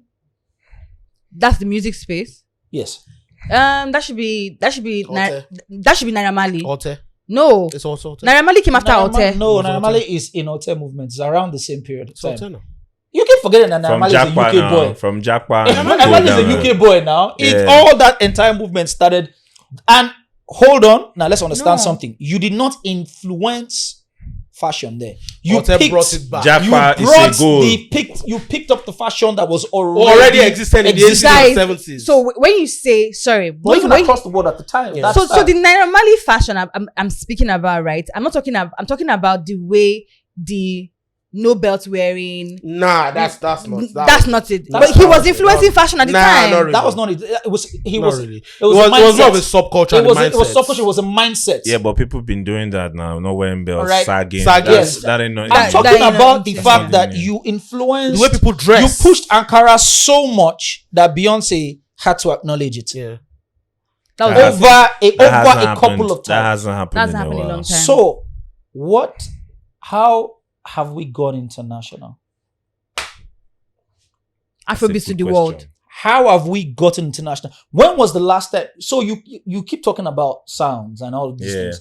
When was the last time we haven't created not a sub-genre? No, but yes, we have been doing that now. Sound. Basically, the question that he's asking for people that are watching is, for example, when you think of hip hop, you think more than music. Yeah, you think of the lifestyle, think of the fashion, the culture. The lifestyle. Where's the culture? Where's the Afrobeats lifestyle? Where's the Afrobeats culture? I feel like Afrobeats is heavily dependent on just the sound. Because if we're talking about even the sound stuff, guys, if we're talking about influencing culture, when was the last time we did something and international artists jumped on it? The last time that we did that was with our music, because we have international artists now trying to infuse Afrobeat in their songs and all of that. Melody, so we're doing that with the music. What you're also not understanding is this Afrobeat thing is also an offshoot of a lot of international. It's a potpourri. Bro, hold on. You know international elements. Hold on, guys. Just to answer your question, if you took Timaya's music from 2010, and took that same and take that same sound and you gave it to Timbaland will still this is crazy, try to do it. Yeah. So if we give the one that we're doing, I don't know. Get them. I don't know. Them. Just take that pattern. Or you. or Terry G.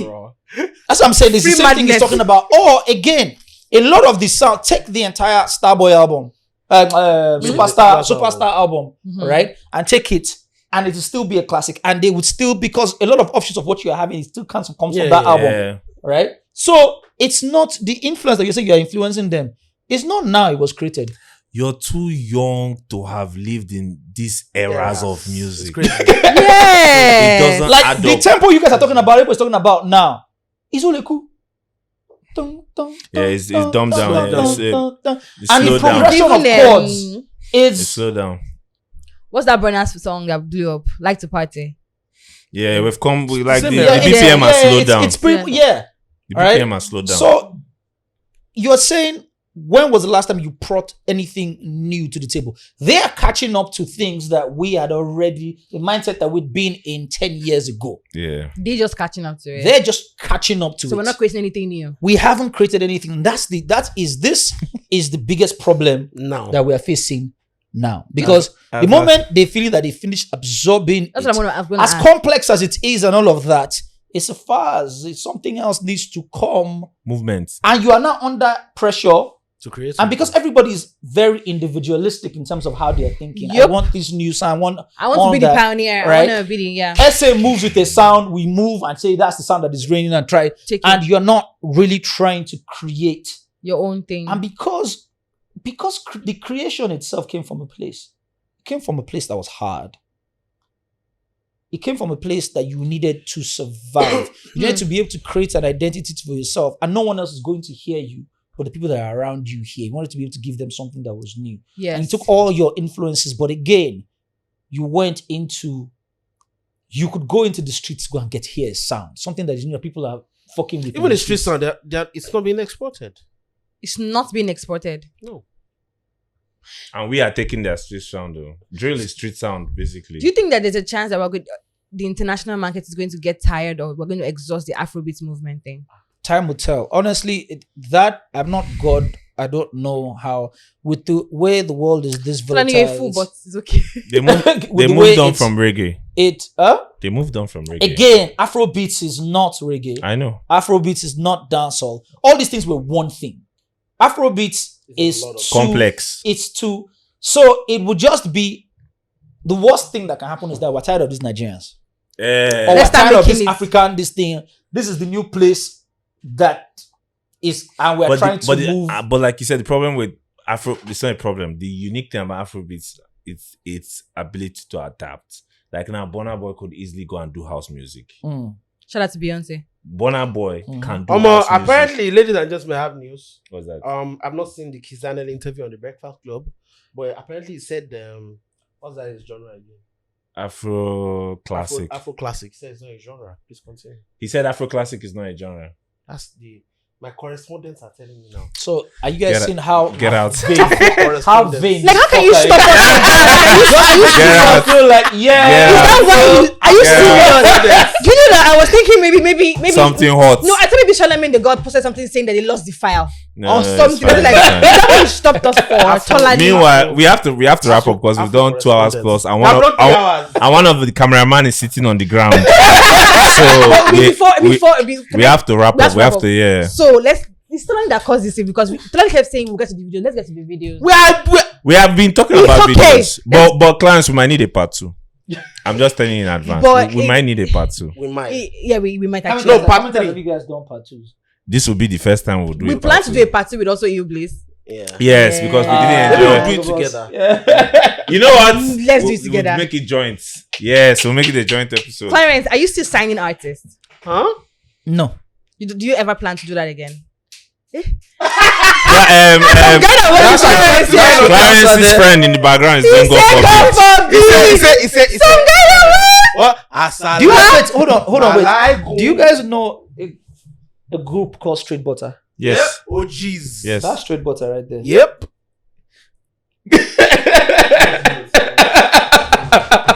No, she's never been big on it. Yeah. Yes. All right, so okay. But what do you want to know about the videos that I haven't? What's the video? What's the music video that changed the game for you? Personally, I think it was what was that song? Guess you never know. I think that was for me. My perspective. That was where everything changed. Your defining moment as a video director? Like I remember the opening of that video. I think that was the video where I grew up in Akure. I didn't grow up in Lagos.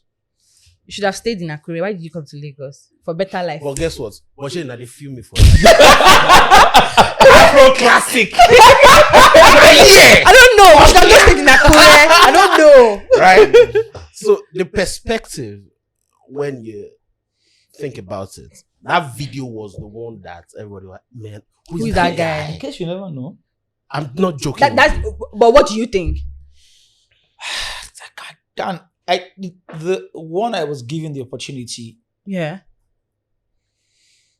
I probably would hold on to the most. Yeah. Because the first time I shot as a production company was for a group people probably wouldn't know or remember, a group called Fresh Full House Crew. It was Bankuli that kind of got me that gig. Shut up, Bankuli. What? Yeah. What? Yeah. Oh yeah. God, Full House Crew should probably have been 2015. Huh? Sorry, 2005. I was worried like 2015. 2005. I'm like, what's going on? Then, but it would be probably that I would always be grateful to Obi Asika for would be Sasha Zadara. Yeah. Yeah, it was right because I don't know how Obi just really believed because I was in a group with a production company called the Allied Film Company. So I had shot for Darius Fuji. All right, I had done Fuji. I technically co-directed Escalade and all of that. All right, but him just taking the shot on me as a production, my own production structure for Adara. Yeah, it will was be defining. That. But from that point on, I can't really pick. I mean, I didn't want to work with Charlie Boy on Ninja Bike, but it was an amazing experience when I finally worked. Why didn't you want to? Because interpreted Uncle Charles. Yeah. Like I kind of known him. So you're like, I was expecting I was going to have a lot of problems, and I was like running away from it. But again, he was still with his wife at the time. I don't know if they're still married. Lady D. That's still married. I think that's okay. Still married. All right. And it was a blast. Ninja Bike. Tulani, don't. Say one Afro something. What did he say? It doesn't matter. Don't worry. If I say that, it's like It doesn't matter. Don't worry. It doesn't matter. They'll edit it out. It doesn't matter. Anyway, So I want to ask about Kilometer Video. What happened to it? that's an You incredible went- video. You went all out. If it was like Video be like- He went crazy. so so here's how I marked certain things. You need me to say one thing. I'm Wait, going to wait, say now. wait, let him say it. Let him say it. Uh-huh.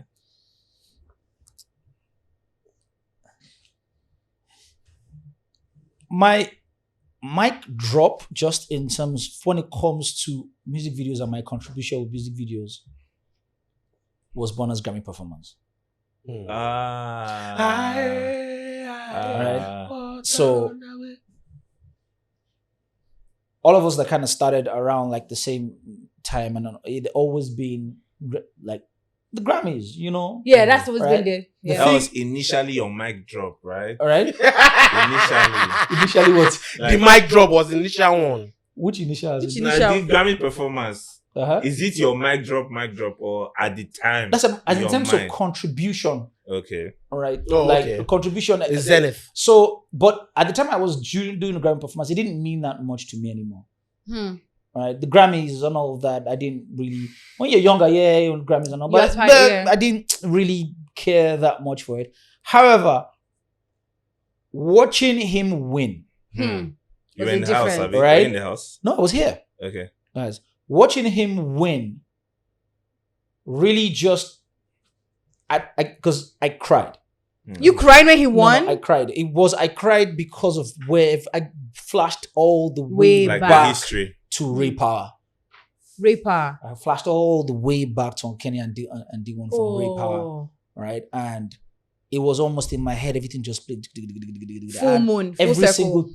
At every single point when you would have people telling you it can't happen, and people would say it will happen, but they didn't really believe that it would happen. Mm-hmm. Yeah. And when I saw him win it, the first person I called was on Kenny, but he didn't pick at the time. And just being able to have the opportunity to be able to shoot the performance, because people don't understand one thing. If the Grammys happen now, then they would do it to the Grammy stage, right? And they do their people, but being able to shoot the Grammy performance, it being and the edits, all right? That's it.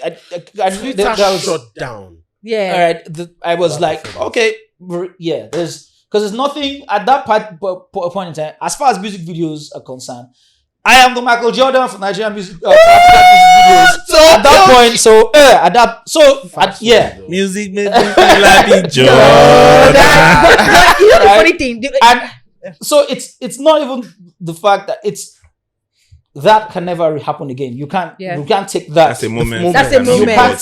You can't take. Or it's not even just about that moment. The journey. The entire journey to that point can't be taken away. All right? Even if no one remembers it, in my spirit would always be able to remember that. And that's fine. And if you're going to go down with records, 100 people can win Grammys from that point in time. That moment. Being the one to be at that particular point in time when that door was finally slashed open. Yeah. Yeah. Fuck off. Who else? And Is there no one else? No, it's more like if anybody should have gotten that opportunity. But also it should have been. Hold on. No. I'm not saying that in a. No. See, people laid the groundwork for you. Yep. Yes. And you are supposed to take it to another level. It's just like the same way people coming after you will take it to another level. But the key thing about that was both Runami and Namix. Burna Boy sisters. And his mom. Burna Boy sister and his And mom. Yeah. And even B himself. Right? Queen B. Burna. I was trying to say, so you said you remember. B's Beyonce. Wash your fuck off. Even them being adamant as to the fact that I shoot that. Because I had, throughout the entire album, I'd run away from shooting anything on that album. Intentionally? Intentionally. I had executive produced, being part of the executive production for the videos, right? But I just wasn't in the space to shoot anything on the album. And she's saying, see this performance, so shoot them. no. This one, I'm a Jatoba shoot here. Yoruba. No. Once she enters Yoruba, I enter yes, ma. Right. So that she be able to was Burna offended though about you refusing to shoot some videos? No, it was not like. So when you say so when you say you're not in the headspace to shoot a music video, what's going through you? What's going on? No, I wasn't in headspace to shoot Burna's music videos. Why that? I honestly felt, and here's my thing about music videos now. Even though people don't know, I am very, very into the newer generation shooting. Like the TJ Morris and co. All right, I'm very into them shooting. I especially because remember I told you my first job description, all right, is filmmaker, creating the brand. All right. So in the ideal world, I'd be a video commissioner. That's what I would be doing. Right? It's not clean picture, not hard. Anybody can get clean pictures. Right? It's also being able to pick the right kind of directors for the right kind of project. Right? And I know that well. I know the strengths and the weaknesses. So looking at that, I really felt that particular project required for him to have some level of consistency with one production company. And I didn't want it to be me. I didn't want it to be my production company because of the way their schedules are, their movements are, and just what we're trying to do. So I urged that from the very beginning of it. The conversation with Runami that I want to, let's have an executive production conversation about these videos, right? Like there are videos that people that have come to me about videos, I'm like, this is the person you should shoot this with. So you do that too. Yeah, I do it a lot. But they don't know. Even the directors don't know that I'm like, this is the person you should shoot with. That's the person you should go with. All right. Chike's video featuring my open. All right. Yeah. I specifically said it had to be pink. So I said, okay, for that to happen, I will work as a production company. All right. I wanted to create an all-female crew, but it was hard trying to get. So you were hands-on with that? Yeah, we produced it. Huh. All right. And I got a bunch of female producers, and she was the best bet. And I was like, okay, based on her work, it was her. And then we put all that together, and that began. And now they have a great relationship. And they have a great But it was relationship. initiated. Yeah, that's by how, you. Yeah, Chike, even when I shot for Fouls, that's what he keeps saying before. Thank you for introducing us to This Right, person. Pink. to Pink. Even with the second video, and I'm like, just have the conversation with her alone as a production company. You don't have to have the conversation because she has also the business acumen to be able to handle the way you guys want to work. That's Yeah. OG shit. That's All some right? OG shit, actually. So, It is. all right, but Young OG. Don't worry. but Young OG. but that's also kind of how growth Works. should Yeah. work. Passing on the baton and all All of right.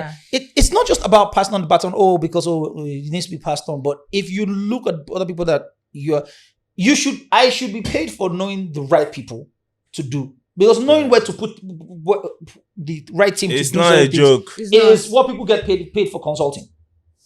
All right, and being able to say this and that. It's a job description. We just haven't grown up to that point. And I don't think I should shoot everything. yes. All right. There are videos that I would look at and be like, yeah, TMT should be the person should shoot this. And I'm like, no. It probably shouldn't have been TG. Okay. Probably shouldn't have been TG. K probably would have done this just in terms of Execution. where their mindsets would be in terms of also the brand. All right. So where management works these days, which is where they are probably the ones I have the biggest problem with, is they are looking for the easiest way. Who now? Management, just management, artist management, artist managers, and all of that. People who are calling themselves A&Rs these days. No, that one's straight up. People who are calling themselves A&Rs because it's not a diss. Shut up, Talani. Artist development is not yam. Guy, if you've done artist development, I've done artist development well. If you've done artist development, all right, and this is not, this is the song I think you should do. Go and work with this producer, go and work with that producer, right? I'm building a brand. Who's giving the brief? Like the best A&Rs / artist development people, no, not just A&Rs, just the entire package. Who would pay like a football team, midfield to hold A&R, to hold the conversation for marketing and hold that. The two people that I know that I have met that understand it to a T. If I call their names, you wouldn't believe. Ilblis We believe. and Jude Okoye. Not surprising. Oh. Actually, not surprising. All right. Iblis, of course. If Jude sits down and talks to you about Jude, yeah. what the mindset for the African market in terms of consumption and all that, Jude does a masterclass for 1 hour. All of you, everybody be like this. Yeah. And He's not going to do it with big English. He's going to literally break it down to as this. crass and as he will meticulously break it down, and you would be completely surprised about how fundamental his mindset is. Yes. You will bring all your big Grammar. grammar. I know that people. He will ask you, "What's that?" Then he will not explain to you in as basic Simple English. way and tell you that was tied to this and was tied. We're talking P Square, J Mark, Cynthia Morgan. like Bro. Julian G's. Yeah, but Tested and apart from- trusted. you have to see him work. Apart from that, even there are a lot of other people, brackets and a lot of other people. But in terms of A&Rs, right? The A&Rs in Nigeria, the people that are A&Rs are artists. The real people that are A&Rs. Number one on my list will be Olamide. I already Undoubtedly. knew that was who you No. were. Undoubtedly. Number one on my list will be Bado. Undoubtedly. The thing is, Wiz can be an A&R. Problem is, Ayo's just not going to have the freaking fucking patience to look at all this. But Bado, David being an A&R, David needs to be in a zen place. If David is in a zen place, he would build. I think Bang it out. Bado enjoys the process. Yes. I think genuinely, He loves it. It gives him excited to To sit go down with through a the new process. artist and create develop shit, from the ground release up. into the market, Yes. scatter everywhere. I think Yes, he I enjoys guess. the It's not process. think I can tell you for a fact that he does. Another person, and it's just that one he's mad, is Timaya. Oh, Hey, interesting. Timmy, now. Fino will tell you. Runtime will tell you. Scales will tell you. Mm. Ask them if they want to be truthful. The three of those people that will tell you. Skills lived with Timmy? Skills lived with Timaya for a while. Right? Timmy's A&R is almost a mixture Timmy? of Olamide. Timaya. Timaya. It's almost a mixture of Olamide and Jude. You can't call him Timmy. You're not gang.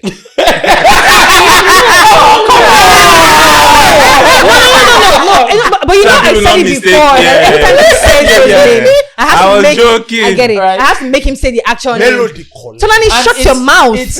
It's also about being able to pick producers. So for A&Rs, being able to lock down the producers, being able to lock down where you're thinking where the artist should go. And because they are artists, which is the only thing that sometimes is, they will also leave some room for some things to happen. Yes. So that kind Creative of, freedom. yeah, sometimes it kind of long in the beginning it will be fine, but it go reach one place when the artist done the where we say you say go look and say Mr. Wape artist. If I was in this I boy's shoes, understand. I won't want this I to understand. happen. Yeah, I understand. Sometimes it's good. Sometimes it's bad. not. Yeah. I doubt that a lot of people actually know that Clarence shot the Grammy performance. They know. They No, do. it was. It's Well, there are definitely people who don't know. It's No, not. definitely people who don't But know. now you But know. bruh, it's this A&R this thing that what this thing. I don't understand. How are you at A&R and when I Hey, say God. music? Go Clarence of this. No, because that thing is pissing me off. Yeah, Everybody but- and their father calling themselves in there. How can you say you are an A&R? Yeah. Music is not about, because A&R is not about I can hear that it's good.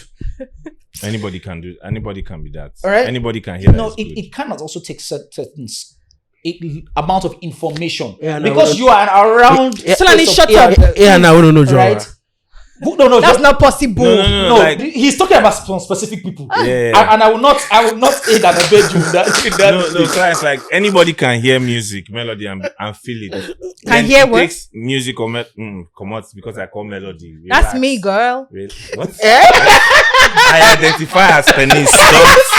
Don't get it twisted. Don't be toxic. Girls call men. You're my girl. Solani is my girl too. Both of you are my girls. It takes a certain, kind of person to I'm a lesbian. take it from good to great. So when it comes to people just hearing, and I think that's an issue. Like anybody now can hear And say that's gonna and be a say, hit song. This is good. And like one guy DM'd me and said, I was in Maven's studio one time and they played me some, was it Crayon? No, it's not Crayon. This guy, Love Don't Cost a Magics. Magics. I heard some magic and I told them, this song will blow and it blow. So I have the greatest ears in this thing. You should hire me. I just looked the DM like, Do you guys know what's be this? if you're going to talk about the process of artist development, how would you first start off from artist development? So you're saying you're taking an artist who believes he has talent, Yeah. and let's say you've been able to see that there's something there. Something. Yeah. All right. So, in trying to build the artist and being able to build into being in that place where they find their sound Yeah. and they're comfortable. Yeah. All right. Some artists are faster than others.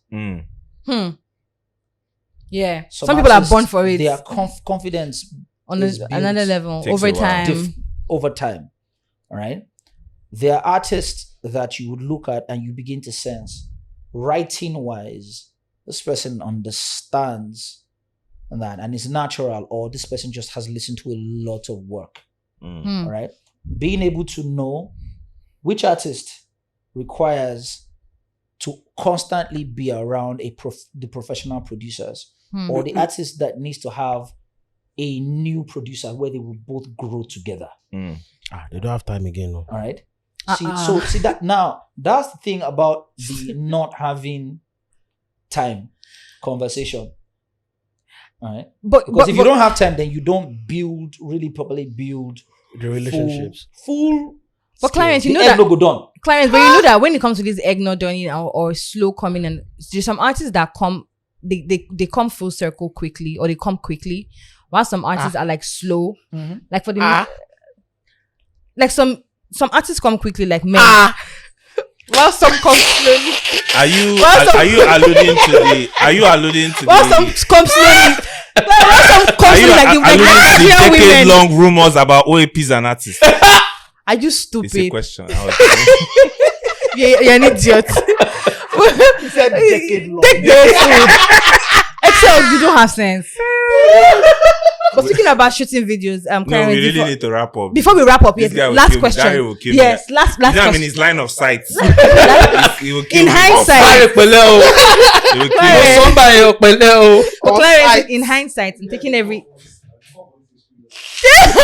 in hindsight and taking everything that happened, would you have shot Brenna's Ye differently? Hindsight. That's a great way to wrap up. Would you have shot that That's video a great differently? joke. That's a- In hindsight, honestly, If I shot it differently, I won't be where I am today. Simple. You wouldn't have come to this realization. I won't come to where I am today. I probably would have still been. Superstar obsessed. I was okay. So here's the thing: I wasn't superstar obsessed. I became. So you get yourself into a place. We had a saying in this building: "Artist is not your friend." Facts. Right? You guys might smile while they're on set, but once you rap, all they're over. not I your don't friend. remember So you. we kind of laid all those rules. Don't be a groupie, all of those things. So I wasn't obsessed with the artist. So you get to a place where you feel that you are, or not even, you're starting to, you build a company. And so it's work. And so because we still don't have systems where you speak to a label and then you have a contract with the label, you will shoot 10 videos or 15 videos this year where you can plan. You don't know when you're going to, so you're not dependent on calls. If you don't get calls, you don't shoot videos. So then you don't have to shoot ads. And I hate shooting ads. Why do you eat? Agency, bro. But then I Work with the brands I themselves. don't blame agencies as much Because as you work I with used brands. to, because I kind of understand. The brands. Yeah. I understand just a lot of the politics, and then you add Nigeria to the politics again. It's now just double. becomes, And dollar being 710. you know, all that. All So so so I wasn't in that superstar place. I was just in I had set a certain standard for how my establishment should run, right? And I had people who depended on me. Leave my family. I'd always figure out how to deal with my family, but I'm responsible for an entire workforce, and they have families and all of that. And so I also That's a lot of ultimately pressure. let a lot of that get To you. to me, right? As it is right now, we're kind of 5% of what we used to be in terms of Size. personnel, right? And that was also done over a period of time to kind of get me to this place where there's a lot more freedom to think, right? Like, I love what's happening with TG, right? Because it's allowing me breathe, all right? Every time that kicks, the social media team here will tell me, every time he drops a video, be like, oh, Clarence, where is he? This is happening to him. I'm like, oh, yes, okay, cool. Let them just, all right. Let them say all that. But this is time for you to be able to breathe and start to build your own things, right? And so there are a lot of the boys within this generation that are a lot smarter than we were, who are diversifying just the kind of content that they create. So it's not just me. Yeah, I'll do music videos here. I'll do ads here. I'll create this content here. I do, and also that's what also the times kind of Allow. call for, yes, right? But aren't thinking the game above the game. And even the ones who think that they are thinking about the game above the game are really clouded in the pressure. So until me being able to make some sort, because my transition into film, episodic content, television or whatever isn't just that. It's just a transition into who do you look at when you say, all right, music videos, I'm trying to wind down for music videos. Who do you want to be like? I didn't have anyone. But The person I would have looked at would have been DJT, and DJT. he had a really rough patch at that. Right? I mean, he's happy now. I watched the video with him at DJ, and that was a lot of fun, just being able to see him happy. But he would tell he went through depression. This is what no one telling everybody else about, because no one's talking about it. So everybody thinks it's just the artists who go through that, but you, even because your name is attached to that, and then you go through all of this. And then you stop being, because you get used to. I tried not to get to my head because I knew it was fickle, right? I was always scared of when this goes. What next? What would happen to me and my household? All right. Now you can invest in real estate and all whatever, of that and these things, but then but when that goes, it would still affect you. Right. So the JT, when he told me he went through depression, we lost a legend. I think it was last year. No, BBNaija.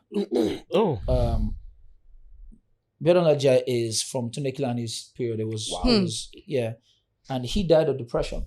What? Wow. Right. It's what happens when you lose. I didn't say what it was. Right.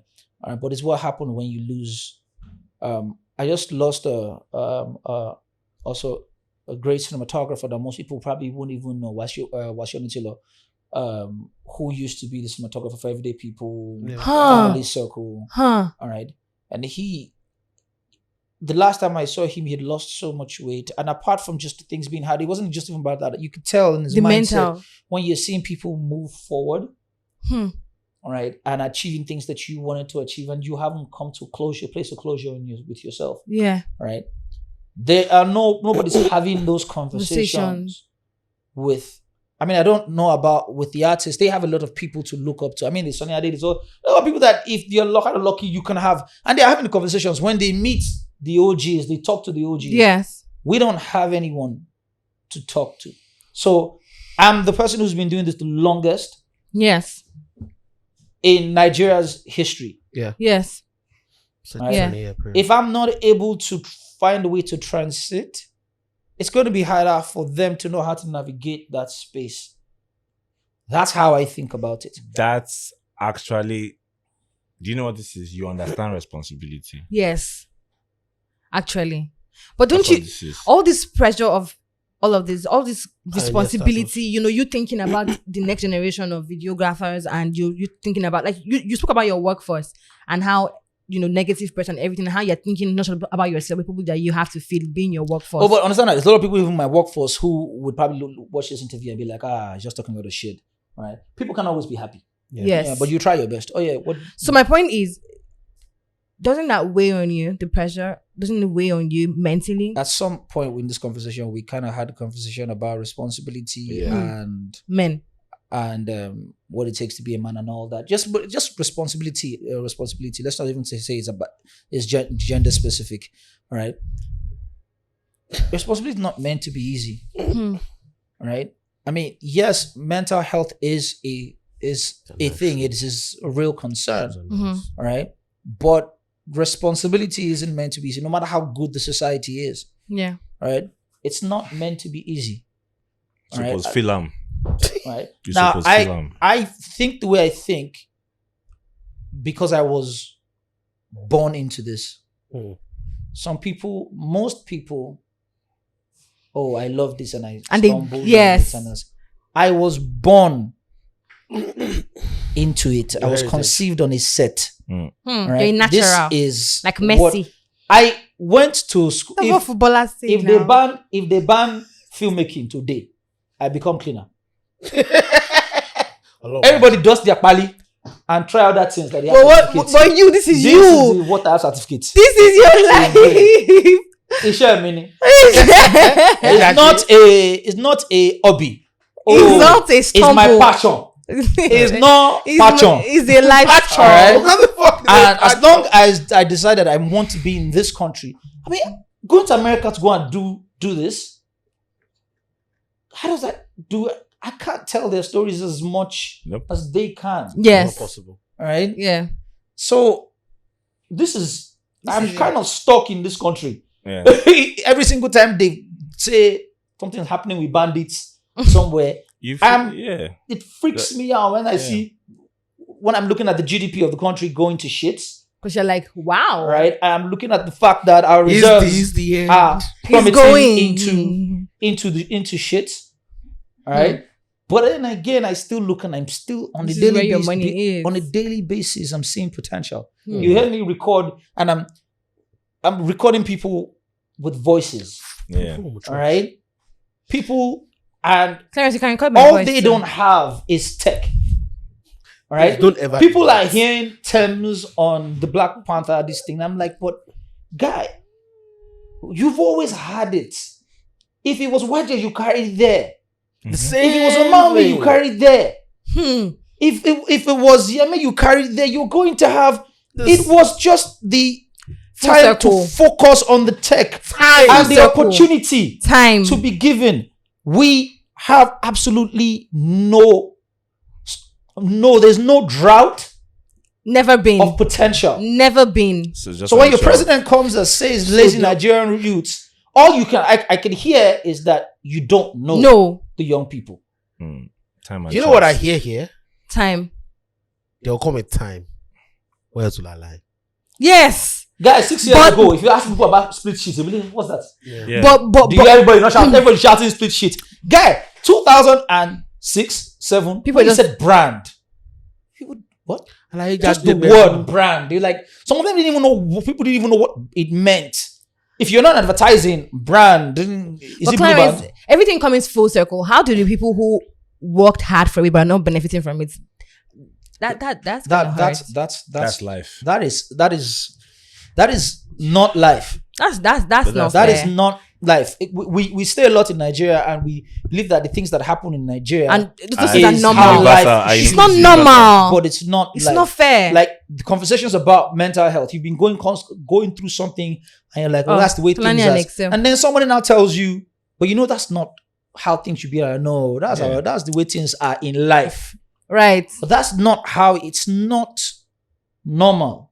Things change. The world evolves. Excel. There's context. For example, the world evolves. Excel. In almost every industry, in almost every, there are of course there are exceptions. Pioneers suffer the most. Yeah. But I don't.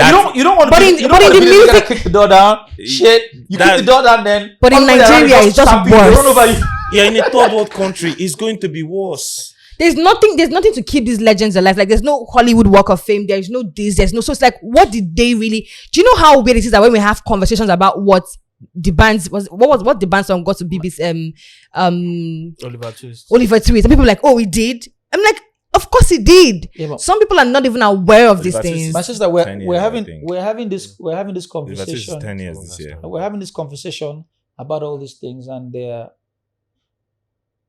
women and men that can't sleep in Zamfara. They can't even eat. They don't even have water. So, if you are in that space, you thank God.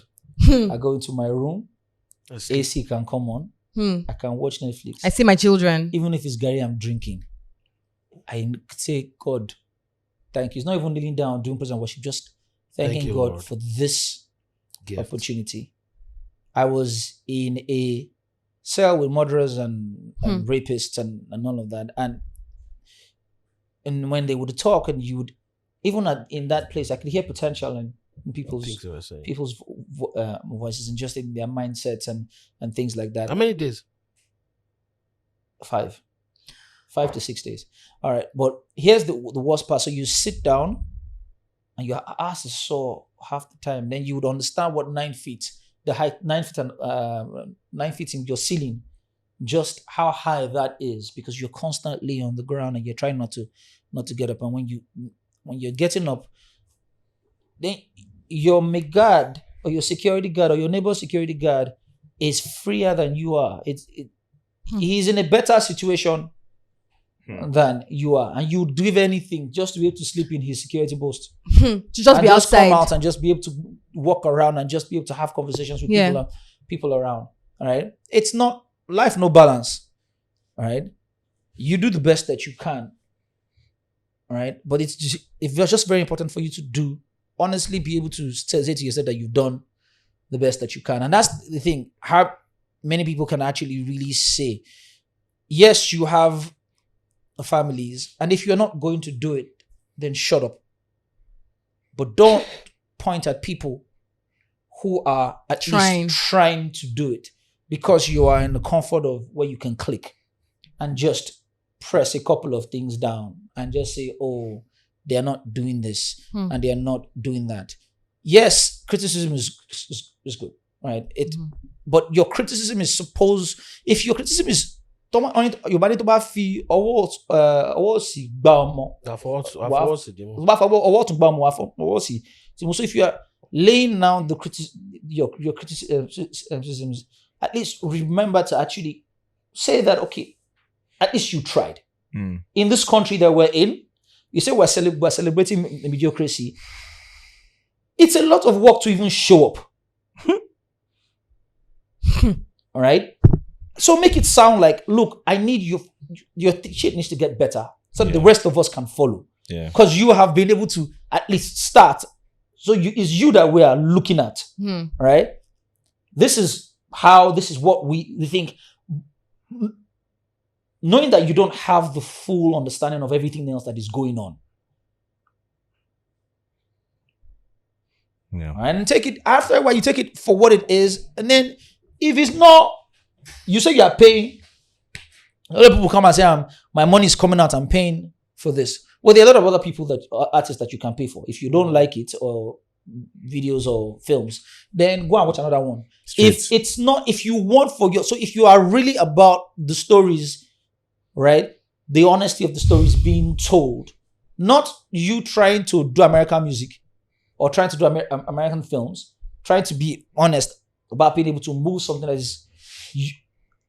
that would put something that is new on that international stage. Yeah. That because representation, I don't think people we really understand how important representation is. It's not just about male, female. As a continent, we are the most populous African Black nation, right? Yeah. Do you know what it means for Nigeria to sort itself out? What that state says for all the other African countries. Yup. There is a North Star to look at and say, they did that. They have the highest population. And they still did they that. They have the highest amount of ethnic groups, and they were able to fix this problem or fix that problem. That's what Afrobeats is enjoying. You were able, with all the madness in your country, the madness that you're going through, you were able to hack the code for music. So all the other countries are looking at you, and then you're given the platform. So when you say that you represent the continent, you represent not just your country. First your country, then you represent the continent. And that is responsibility. So just automatically, by being a Nigerian anything, you represent something. Now, it's easier said than done. But these are the facts of the situation. Facts only. It's a wrap. We are done. Clarence, you shouldn't have done that. Thank you very much for granting us this episode. We really appreciate it. We really have to do a sequel because there's a lot we haven't gotten into. We have a lot. You talk about video vixens. It's fine. Capitol Hill. We'll do a God, sequel. Clarence. And we've been here for how many hours? Yeah. Thank you very much. This is how it felt like the day we recorded the Obelisk. This is exactly the same feeling. We knew that we're not exhausted. So I can ask one last question. No, please, we can't. Guys, we can't. You know this that your cameraman is sleeping. You wake up, better. So guys, thanks for listening. And please, moving forward, the podcast drops every Tuesday. We know that we have not communicated that well enough, but please, moving forward, the podcast drops every Tuesday. This is the Terms and Conditions podcast. Keep watching, keep sharing. God bless you. Bye.